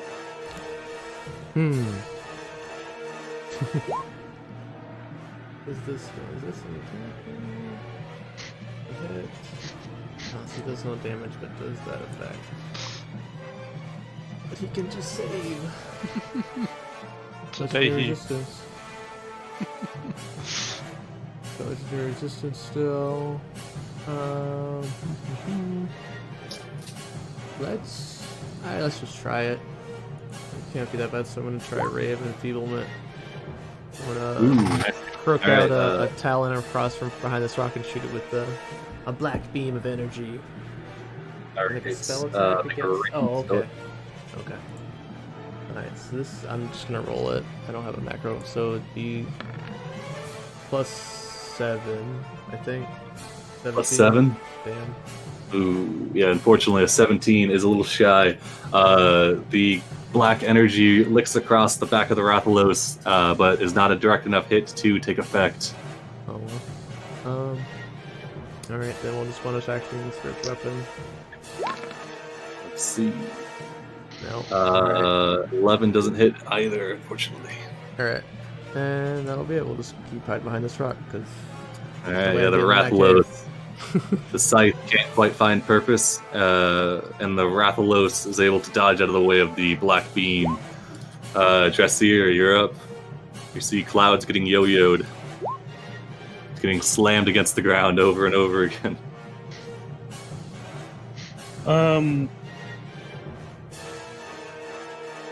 Let's try headbutting again. Alright. Strength. Alright, beat a 20. Rage Up. yeah. Yes! Alright, he's got 1 legendary resistance left. As he burns his second one. You got that anime blood drip down their foreheads. Yeah. Yeah, you feel like you're really getting through to this guy's skull. It's coming along. Eventually. He looks at you with fury, and he really wants to kill you, Dressier. And his turn's next. So, what you got? Uh-oh. Oh man, if I knew clouds would go before it would, then I would run. But I gotta let clouds live. So I'm actually going to. Oh, he's already used his reaction, so he doesn't have a reaction left. So I will run backwards to try to get it to follow me. Okay, Are you moving out of range then? He already used his reaction, so he can't attack. Oh, true. That's You're right. Legendary reaction. No.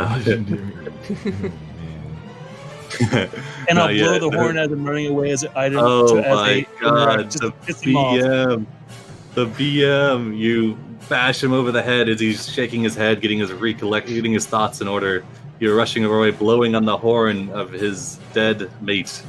He is enraged, lets out a roar, and he flaps both his wings. You can see airflow through the left one is damaged.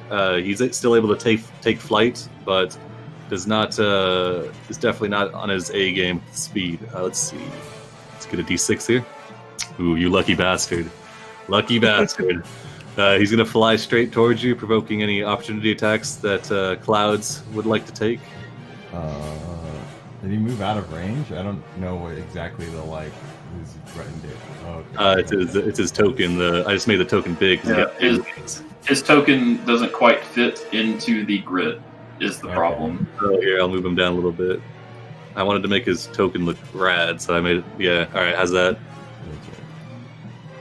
All right. Even disadvantage because you're on the ground. You sling a dagger and you jam it into his leg, and it does 19 damage. All right, nicely Cordan done. get his attack too. Oh yeah, true. From the water, you're kind of waist deep. Cordan. Oh, he got it to the left anyway. All right. There's no way he's gonna kill it with his one hit though, unless he gets like a really big crit. Because the guy is not bloodied yet, so he runs towards you, Dressier. Kind of trying to flap his wings, seeing that he's not getting to the air he's looking for. He lashes out with a bite. Ooh, 25 for 12. All right. And then in place. So I can lower the die. Ooh, nicely done. Can you lower it enough?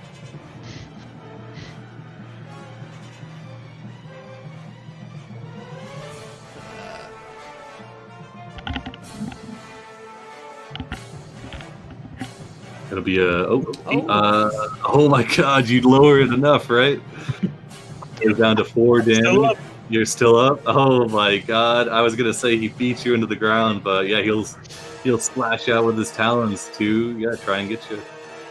Oh, yep, okay. There you go. Yes. So yeah, you're able to stay on your feet with the bites, but then a talon comes shooting out towards you. You bring your shield up to block it, but he is able to get through it, rending them across your chest, leaving deep wounds, which render you unconscious. And that'll be the Rathalos' turn. It'll let out a roar, of course, aimed up towards the people climbing at this rope. That'll be his turn. All right, Orf, you're up. Okay, if it's roaring at me now, that changes what I was going to do. I'm going to... let's see, I'm going to get within 30 feet. I'm already within 30 feet. I'm going to activate Planner Warrior, and I'm going to shoot at it twice. Alrighty. So you're kind of like leaning out of the rope trick environment. Blast. I'm not up the rope. I'm not up the rope. Oh, you're like inside the thing. All right, I got you. I'm just inside. I'm inside the cave. I haven't touched the rope. Oh, I got you. All right, yeah, go ahead and take your shots.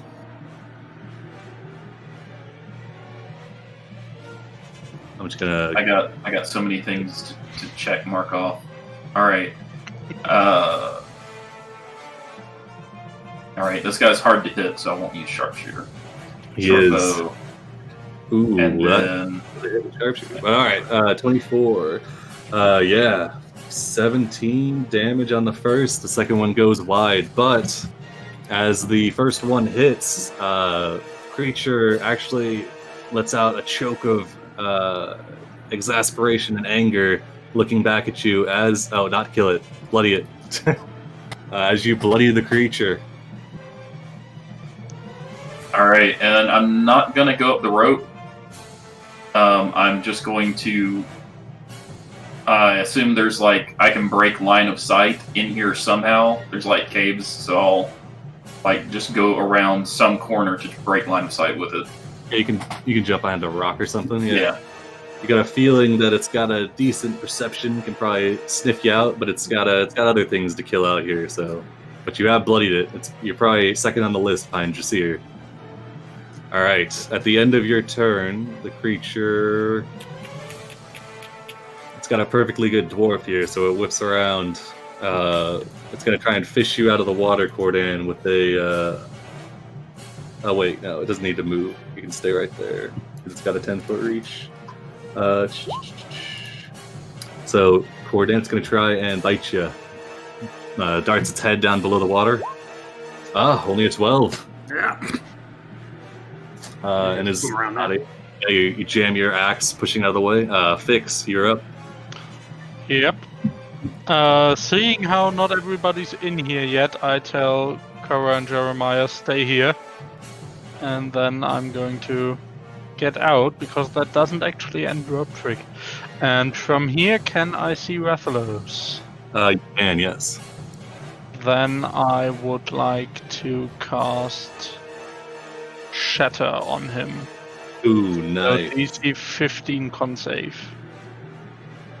Oh my god, he actually fails it. And this time the firearm actually works, so it's 21. Alright, 21 damage. Alright, yeah, your explosion of sound and energy ripples out from the Rathalos. It roars in response and takes 21 damage. Okay. Alright. And then I'm going to head back in. Let's pillbox this. Alright. Cordan. Yeah, alright, Cordan, it's your turn. All right. I was going to pull himself out of the water over here. Alright. Seeing Dressier's down. He's going to charge and he's going to have to take it on. Alright, let's go.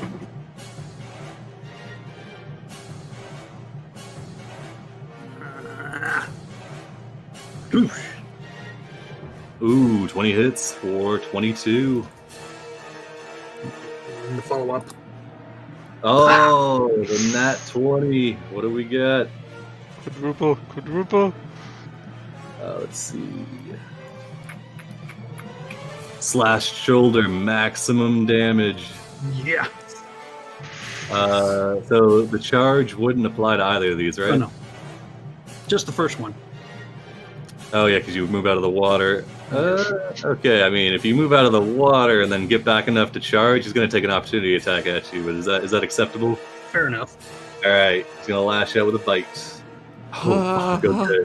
Yeah, he'll bite you around the midsection with a 26, but you roll your momentum into the charge and nail him for 22 on the first one, and then nat 20 the next one, so you get the what is that 30 damage on the second one.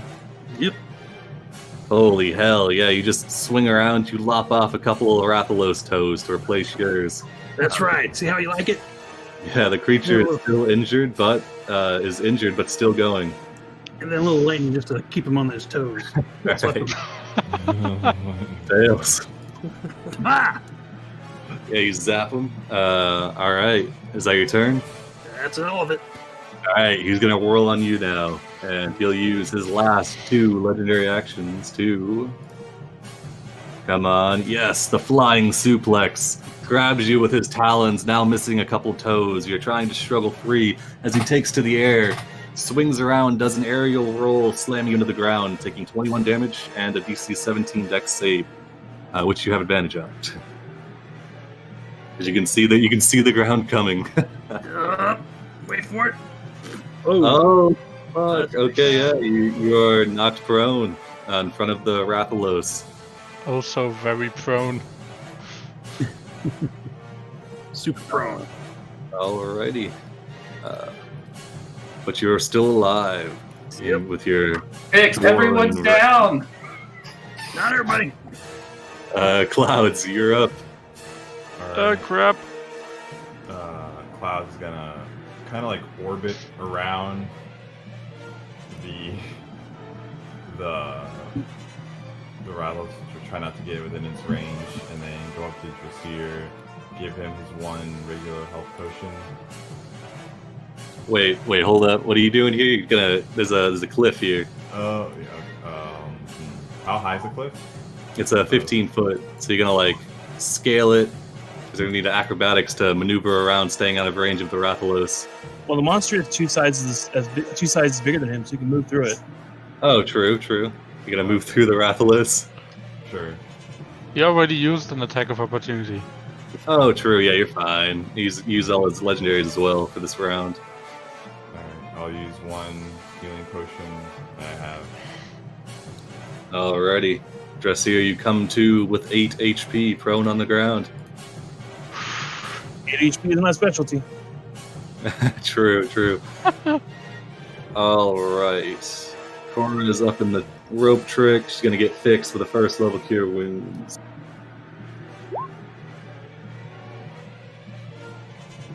Alright, 8 HP for fix, and that'll be her turn.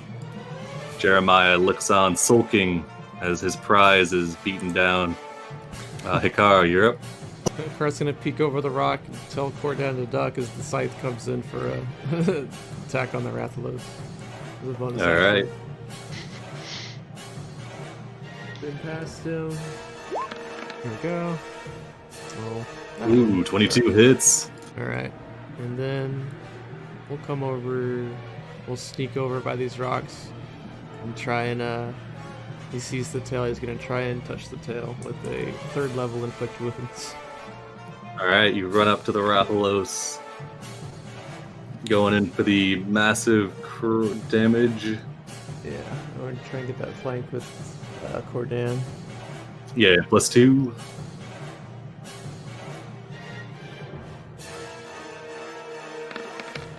Holy crap! Oh, the 16 does not hit, unfortunately. Oh my god! No. So close. Well, I missed him, so I didn't hit him, so maybe he didn't sense The highest stare at you as you hit this rock, and it just melts. I'll do finger guns as I walk away. No, I'm just Gonna hold up his one remaining toe and waggle it at you. As Dressir is prone on the ground, waking up once again with 8 HP. We are going to use our second rage. Alright, heck yeah, let's go. The Rathalos, beaten and bloodied, stares you down as you clutch the horn of its lover.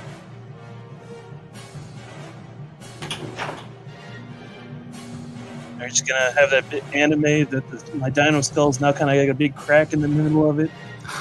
Nice. Alright, where you going? You going for a strength check? hit him Strength. again.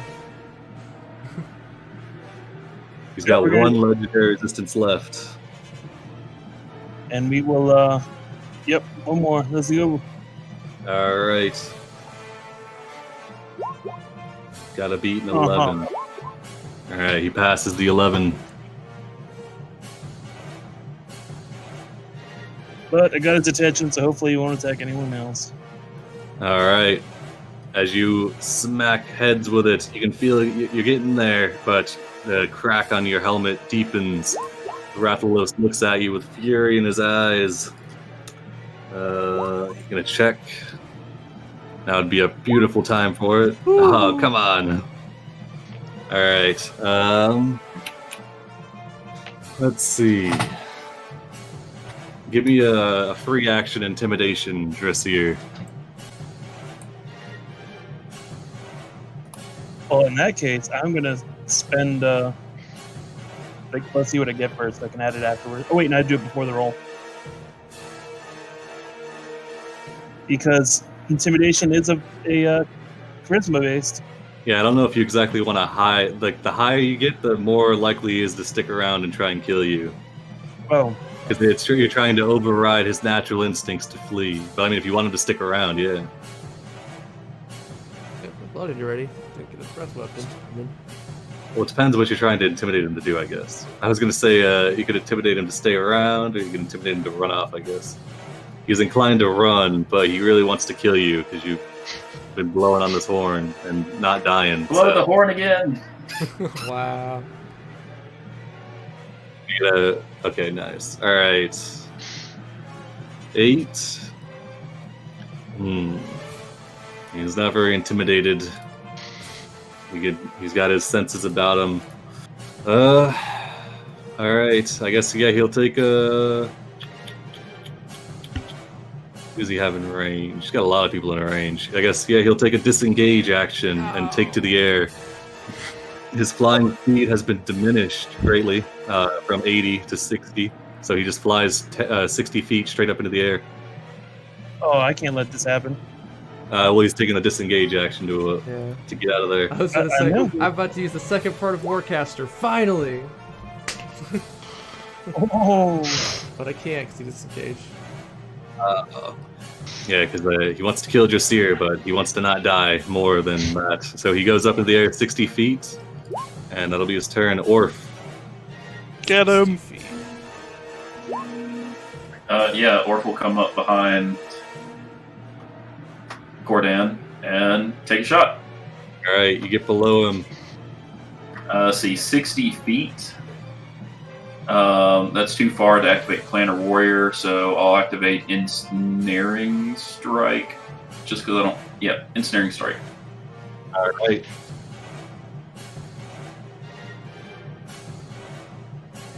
Pew pew. Oh, nice. All right, what do we got? Let's see. Alright, Quadruple damage. Um, Oh my god, yeah, give me another 4d6. No, more than that, 5d6. I'm gonna con save because of 60 feet falling damage. Well, I don't think he's gonna survive. So, oh my god, yeah. So, 14 plus 22, 36. Yeah, 36 damage. As you shoot your arrow up, he's flying. He's got his eyes trained on Dressier. How does the arrow get him, Orf? alright. As he's looking up, the arrow's just going to come up through his neck, and then as it comes out the other side, it's going to... green spiked vines are going to shoot out from the arrowhead and wrap around his head and through his mouth and grasp him and pull his head back, and it's gonna make him tumble backwards and hit the ground. Oh god, yeah, he goes dwindling down his wings, trying to keep himself afloat with a just kind of nervous system. Is unable to. He's dead from the moment the arrow touched him, and he flies down, impacting the ground in a mess of bones and armor. Or you have felled the Rathalos along with your hunter compatriots. Yeah, that was crazy. holy shit. It's official. Dressier and Orf are a monster hunter and is True. Yeah, true. All right, I'm gonna go to the bathroom, but I'll be right back.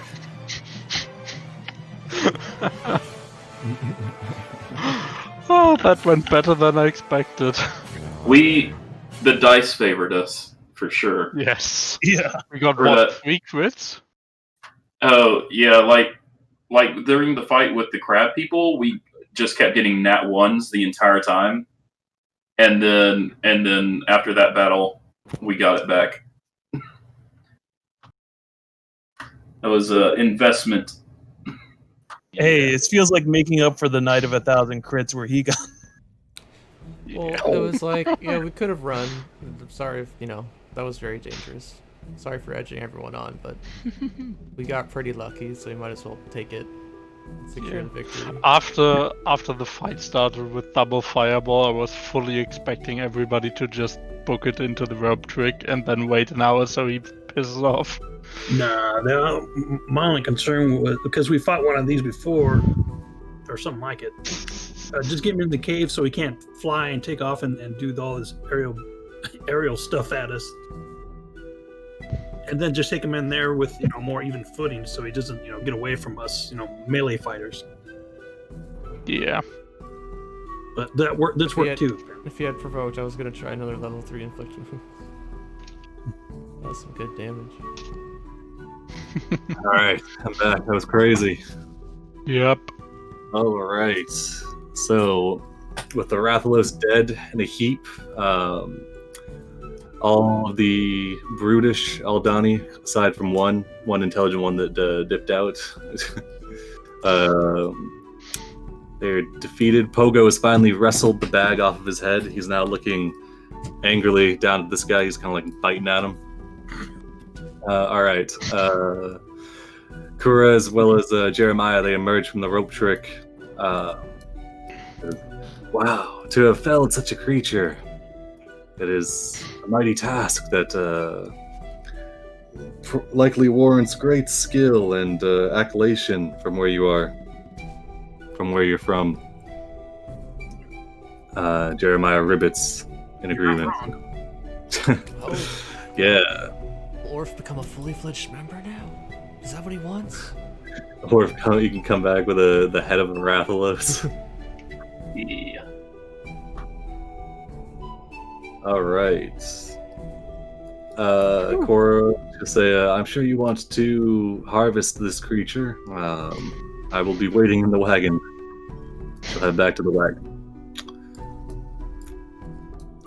Yeah, all right.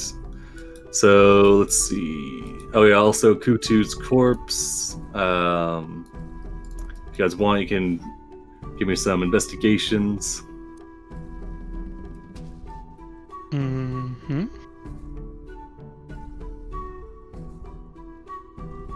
Should cover it. Yeah, I'll go through Kutu. I'm not very good at helping disassemble monsters. Oh yeah, I got a Alright. hunter's kit, a harvesting kit. Orth, what was your? I know last time you had really good score on that. So what's your modifier for it? Harvesting, would that be survival? What do we use? It is a wyvern, so it'd be Arcana to do the appraisal. If you're harvesting kit, though, you just have your proficiency bonus to your dex. So yeah, appraisal would be Arcana, and then harvesting it would just be either harvesting kit, or if you had a Arcana proficiency, you could use a dex check. Oh, sorry, that was strength, not dex. I've got a plus I was gonna say, I have a- 7. I have a +6, so. I have +7 on Arcana. But, Well, somebody else can do the appraisal, and then we'll do the. Yeah. Makar would definitely go over to Orf, crouch down and like hold out his knife, and then as if to say that you're the one that killed it, so you get first dibs. But he is a professional scavenger, so. Your Yeah, kill. Orf is too. That's his backstory. Is just harvesting creatures. So that other people have killed. Let's see. That's like the same thing. Scar. So first for Kutu, the other Aldani aren't really carrying much, but Kutu, you find what looks to be. What is this? Did you have that potion you never got to drink? Yeah, if you it's just like a mash of various herbalism and different things that has a sweet smell to it. He's got a strange necklace around his neck. Kind of, it's been it looks like whenever it was put on, that it kind of just sunk into the creases of the armor and prevented it from being removed. That's strange. And yeah, going to start ritual casting. Whatchamacallit again? Detect magic. All right.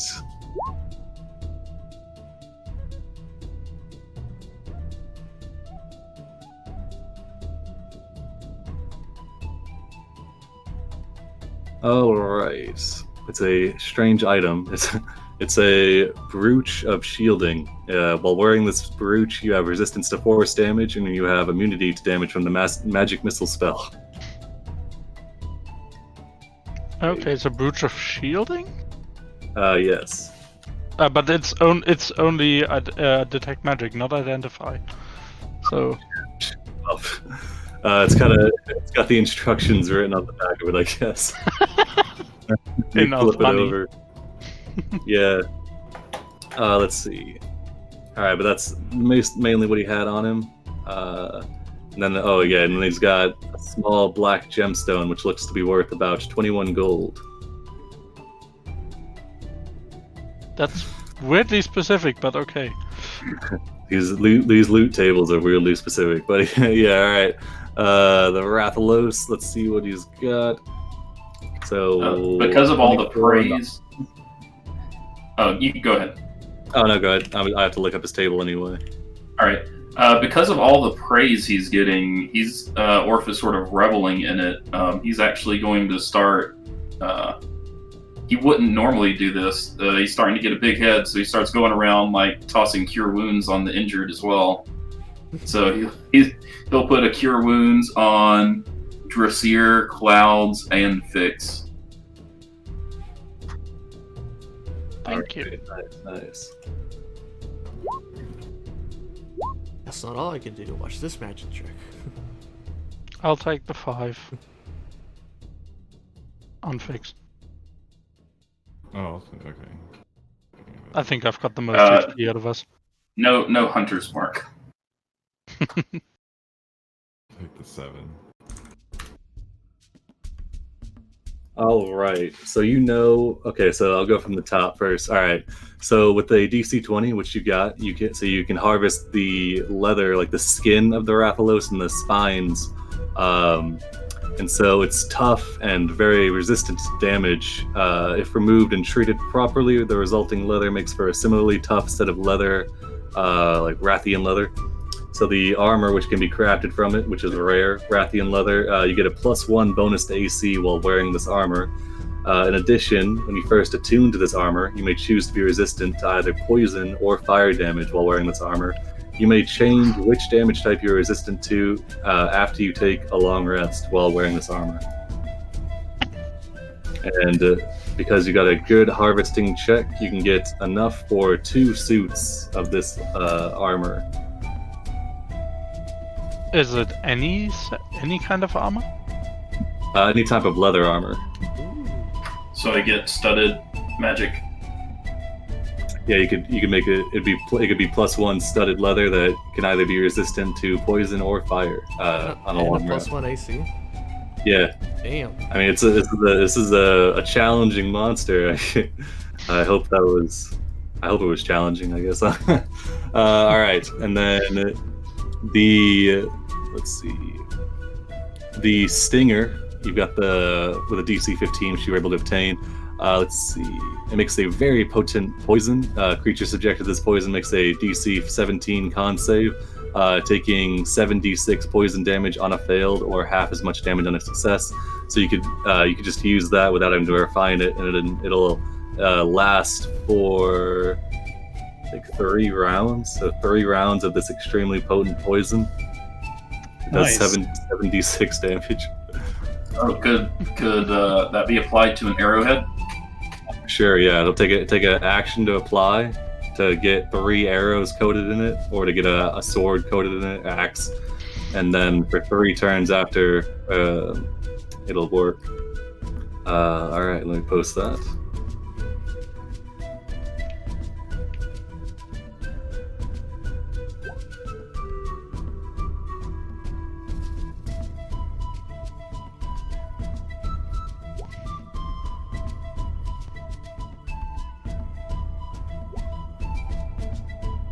All right.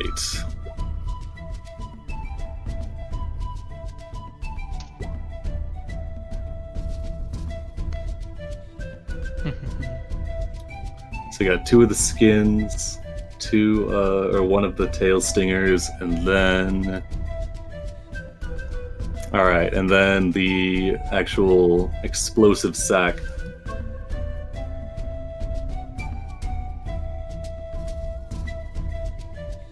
Okay, where is this? Let's see.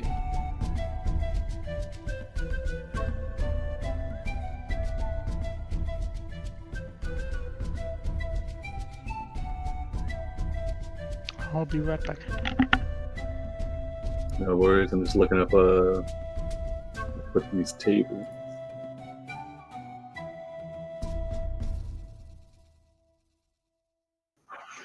I figured the only reason Dressir didn't take use of the hiding is because he really does have an intelligence of 8. So he's just got that stupid courage. Yeah, it worked out. Yeah, it worked out. I mean, I don't think I'd be able to get into the cave because somebody flew in front of it, so that's why I didn't go for it. Just try and do as much damage as possible before I died. Damn, those talons are scary. Mm-hmm. They're very scary. Yeah.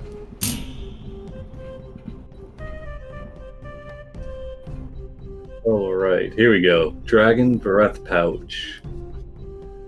All right. Okay, yeah. So you get this thing out. This thing is worth several thousand gold, 3,000 gold, or it can be thrown 15 feet, upon which it explodes and does the 10-foot radius of 13d6. So it's like a nuke. Let's see. Well, I have a certain belt I'm trying to save up for, so I wouldn't mind the gold, but it's a group decision. That's a very expensive bomb. It is. It's pretty powerful. Very expensive, very short range. True, Could true. try to I mean, I could finance the armor crafting with that. Yeah, I'd say sell it. And or in character and out of character.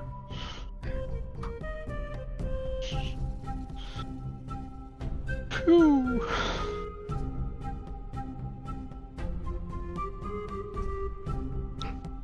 Well, I recommend doing 36. what we did before. The last big multi-mission one. We'll add them all up at the end and then do splitting upon shares for who all was here for what sessions. Yeah. I can do a spreadsheet like that again. Okay. All right, and then who did the harvesting? Josiah, give me a d6 and a d10. Oh, nice! So you get 6 dragon bones, like good, strong, like leg bones and wing bones, which can be made into mastercraft weapons. I think these ones actually do confer a +1 bonus. Nice. And then, oh my god, and then you get 9 of the dragon teeth, which can be crafted into dragon arrows. What do those do?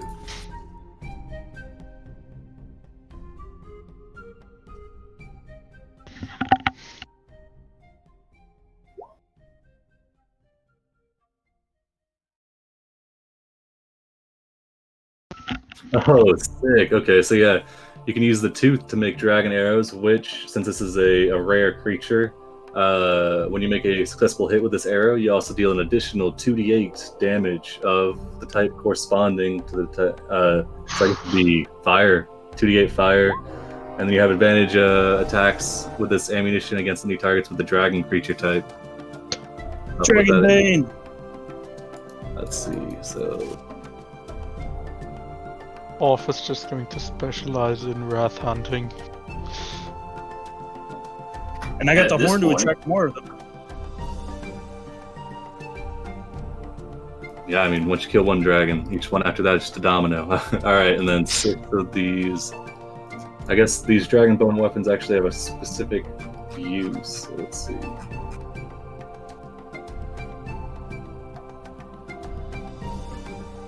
I definitely want to try to find some scales and stuff to make my shield look cosmetically like the Monster Hunter sword shield. Oh, okay. So these are magical weapons, though they don't confer a +1. It's on a 20. They basically function like vicious weapons because this is from a rare dragon. So it'll do on a 20. It'll do an extra 7. Nice. And you got 6 of those. You can make 6 the whip. Let me see how much is it worth.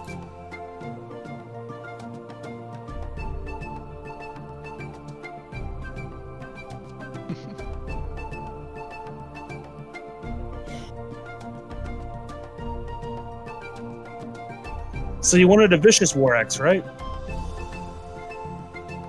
Yeah, carve one from this. Let's see. Oh, and these attacks made with this weapon have advantage against any target with the dragon creature type. All right. Yes, if you go dragon hunting, you're gonna want to bring one of these. Neat. Yeah, Fix is gonna walk up to the fellows and like compare his hand to the scales because it's more or less the same color, and just break out one scale. Yeah, let's see.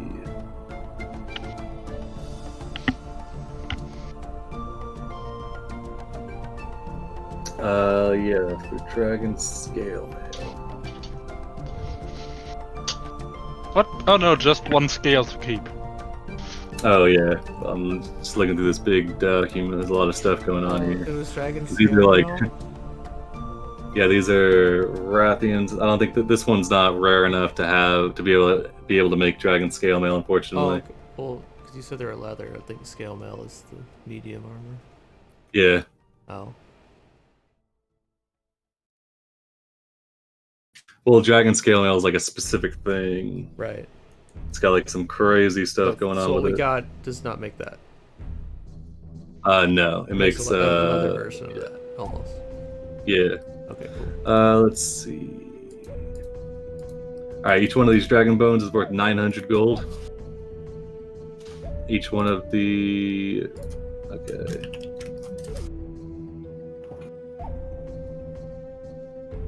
Each one of the dragon teeth is worth 60.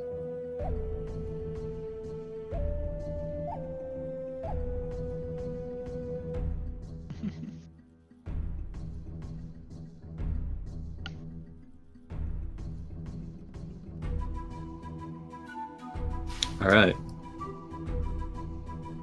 I think I got all the prices in there.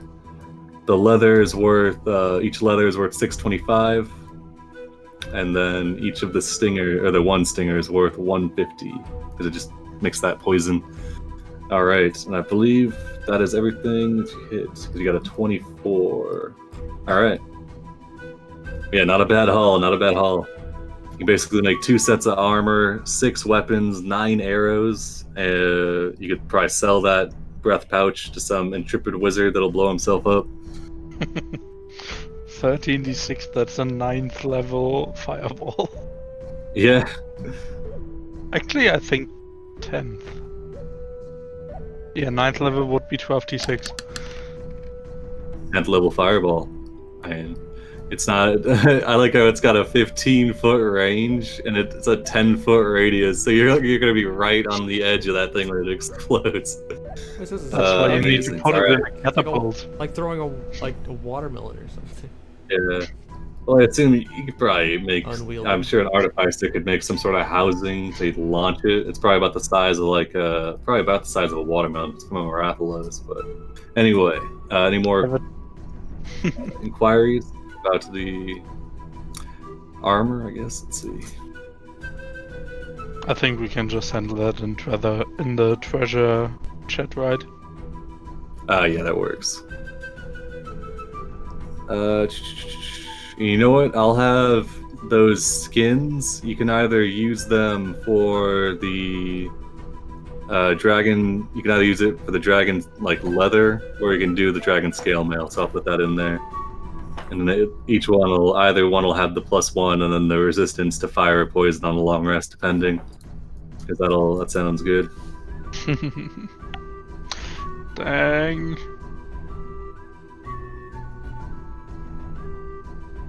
Quite the kill.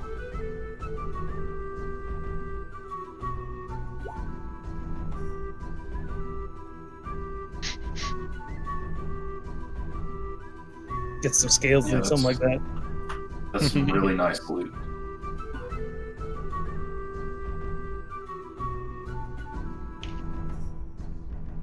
How did you get the image to show up like that? I couldn't, for some reason, it wouldn't show up like.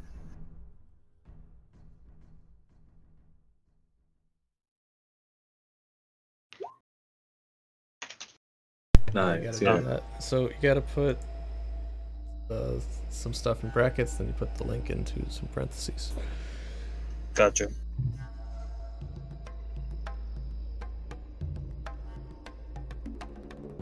All right, so we got I think all the loot is sorted up with that.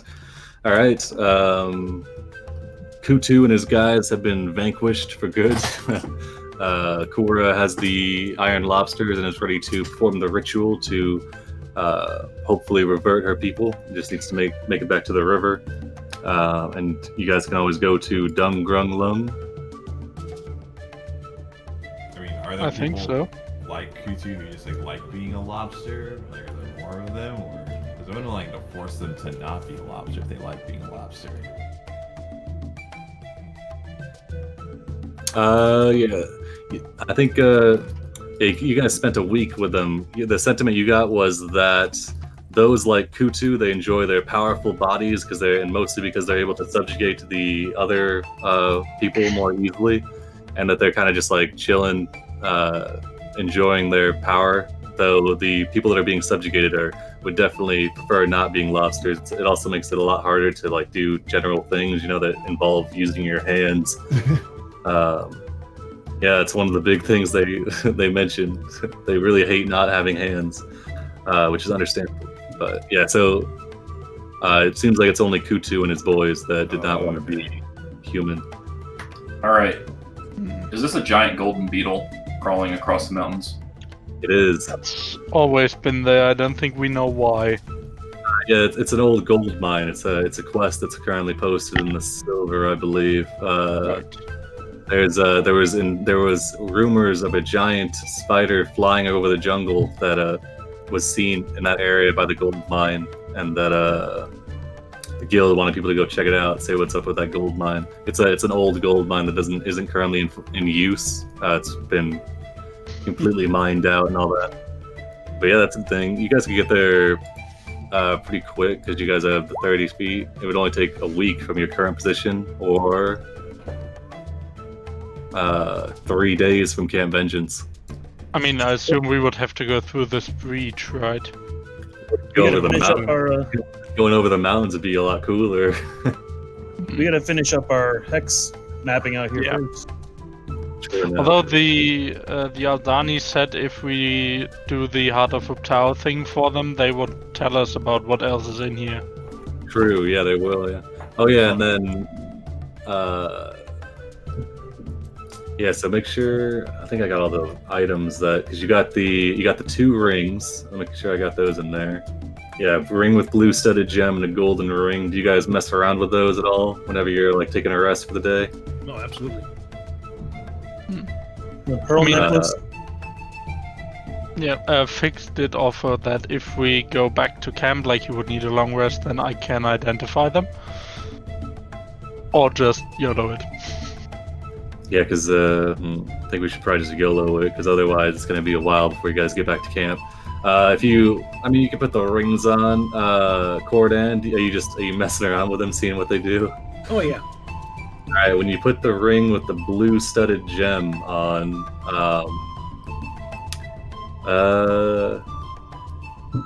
at some point a bug tries to like land on you and bite you, but you feel like you've got a little bit more blocking, like a little bit more AC, like maybe like +1. Like you feel like you're 5% better at not getting hit.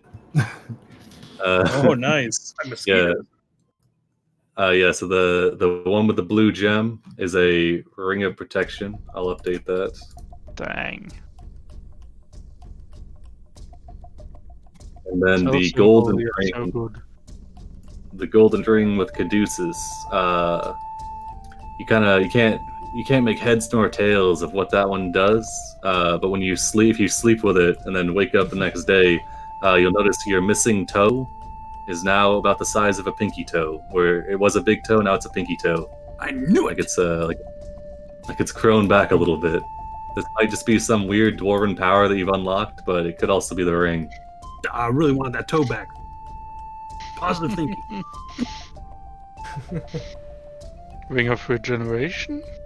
Yeah, that'd be the best guess, I'd say. Ring of toe regeneration. It's very specific. Regeneration. Yeah, no. And then the pearl necklace. So 4 of the 5 pearls are just expensive pearls. Each one costs, if you appraise them, roughly 100 gold. The 5th pearl, though, appears to be a pearl of power. Mm. So the rest of the Fortunately, necklace was, it doesn't function on a next dawn, though. It functions on a next long rest basis. It doesn't turn you into a warlock, fortunately. Ah, too bad. Were we able to carve a horn from the Rathalos so I can make a horn of Ooh, yeah, Rathalos? sick. Yeah, you can definitely get yourself a Rathalos horn, which you could carve. Now I got a matching pair. I was gonna say, Oh. make a pair. Yeah, and they're both from a mated pair. Yeah. So do they each summon the other one, or? They don't sound anybody now because they're dead. But if you go to a place where you think there might be more Rathians or more Rathaloses, then yeah, they'd probably work, or at least pique some sort of interest. Put them Like above 15 the might- fireplace we will install Or- in the cart. Yeah, or it might summon something that hunts Rathaloses. Oh no, Ooh. Steve. Will, do I still have that like glowing black stuff from the like Chaos Lawful challenge on my hand? Oh, yeah, you still Or have the that- mark on your hand. You don't have the same resistance in necrotic. But yeah, if you want to do something with that, yeah, just message me later. Okay. You can figure something out. I didn't you know can if be it does the- anything. Or... At the moment, it doesn't do anything. But if you Okay. cultivate it, maybe it could do something. Okay. All right. Yeah. So you got Dum Grunglung on the map, and your mission is just going to get back to the River Tath. Cora will perform a ritual to reintroduce the lobsters and hopefully cure the Aldani, and then you guys can continue exploring the Aldani base. Oh, and they'll give you the rundown and all the cool stuff that's going on. All right. This might be a good place to stop because we got a. That was pretty sick. Glad that Rathalos was able to give you guys a proper wyvern fight. I felt like that Rathian from a couple sessions ago was a little lackluster. That's where we find the silver and gold Rathian Rathalos.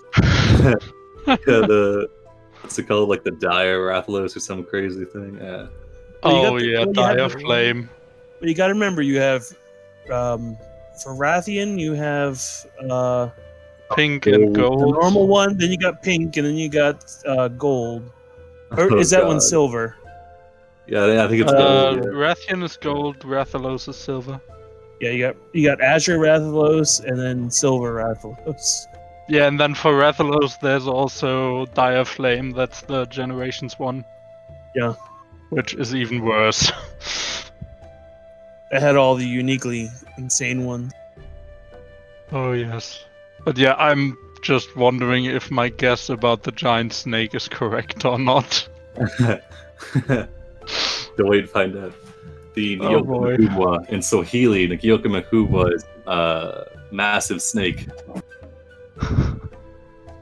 Yeah, was the glint, was that just sunlight on scales, or was that metallic? Hard to say. Hmm. I had it was strange enough that I was able to stun a couple people. So Oh boy. And I thought the fucking Devil Joe was the worst thing that was around here. no, definitely not. That's the worst thing about Port Nines are probably. But the deeper you get into the jungle, the cooler the stuff is. All right. We're out there for a while too. Oh yeah. All right. Has anybody got any announcements? My toe's coming back. Nice. All right. Yeah, some pretty good items we got. Shut Yeah. Yep. Stuff way down there where probably nobody could have gotten to either. Oh yeah, good thing we had somebody with water breathing. Yeah, who would have known? I could hear Will Yeah, well, improvising thanks, Will. That was that. great. Well, I'll start off the stream now. Hope everyone has a good weekend, whatever. Have a great you one. are. Have a Yeah, good thanks for the game. Likewise. Bye. Good night. Oh yeah. Have a good night.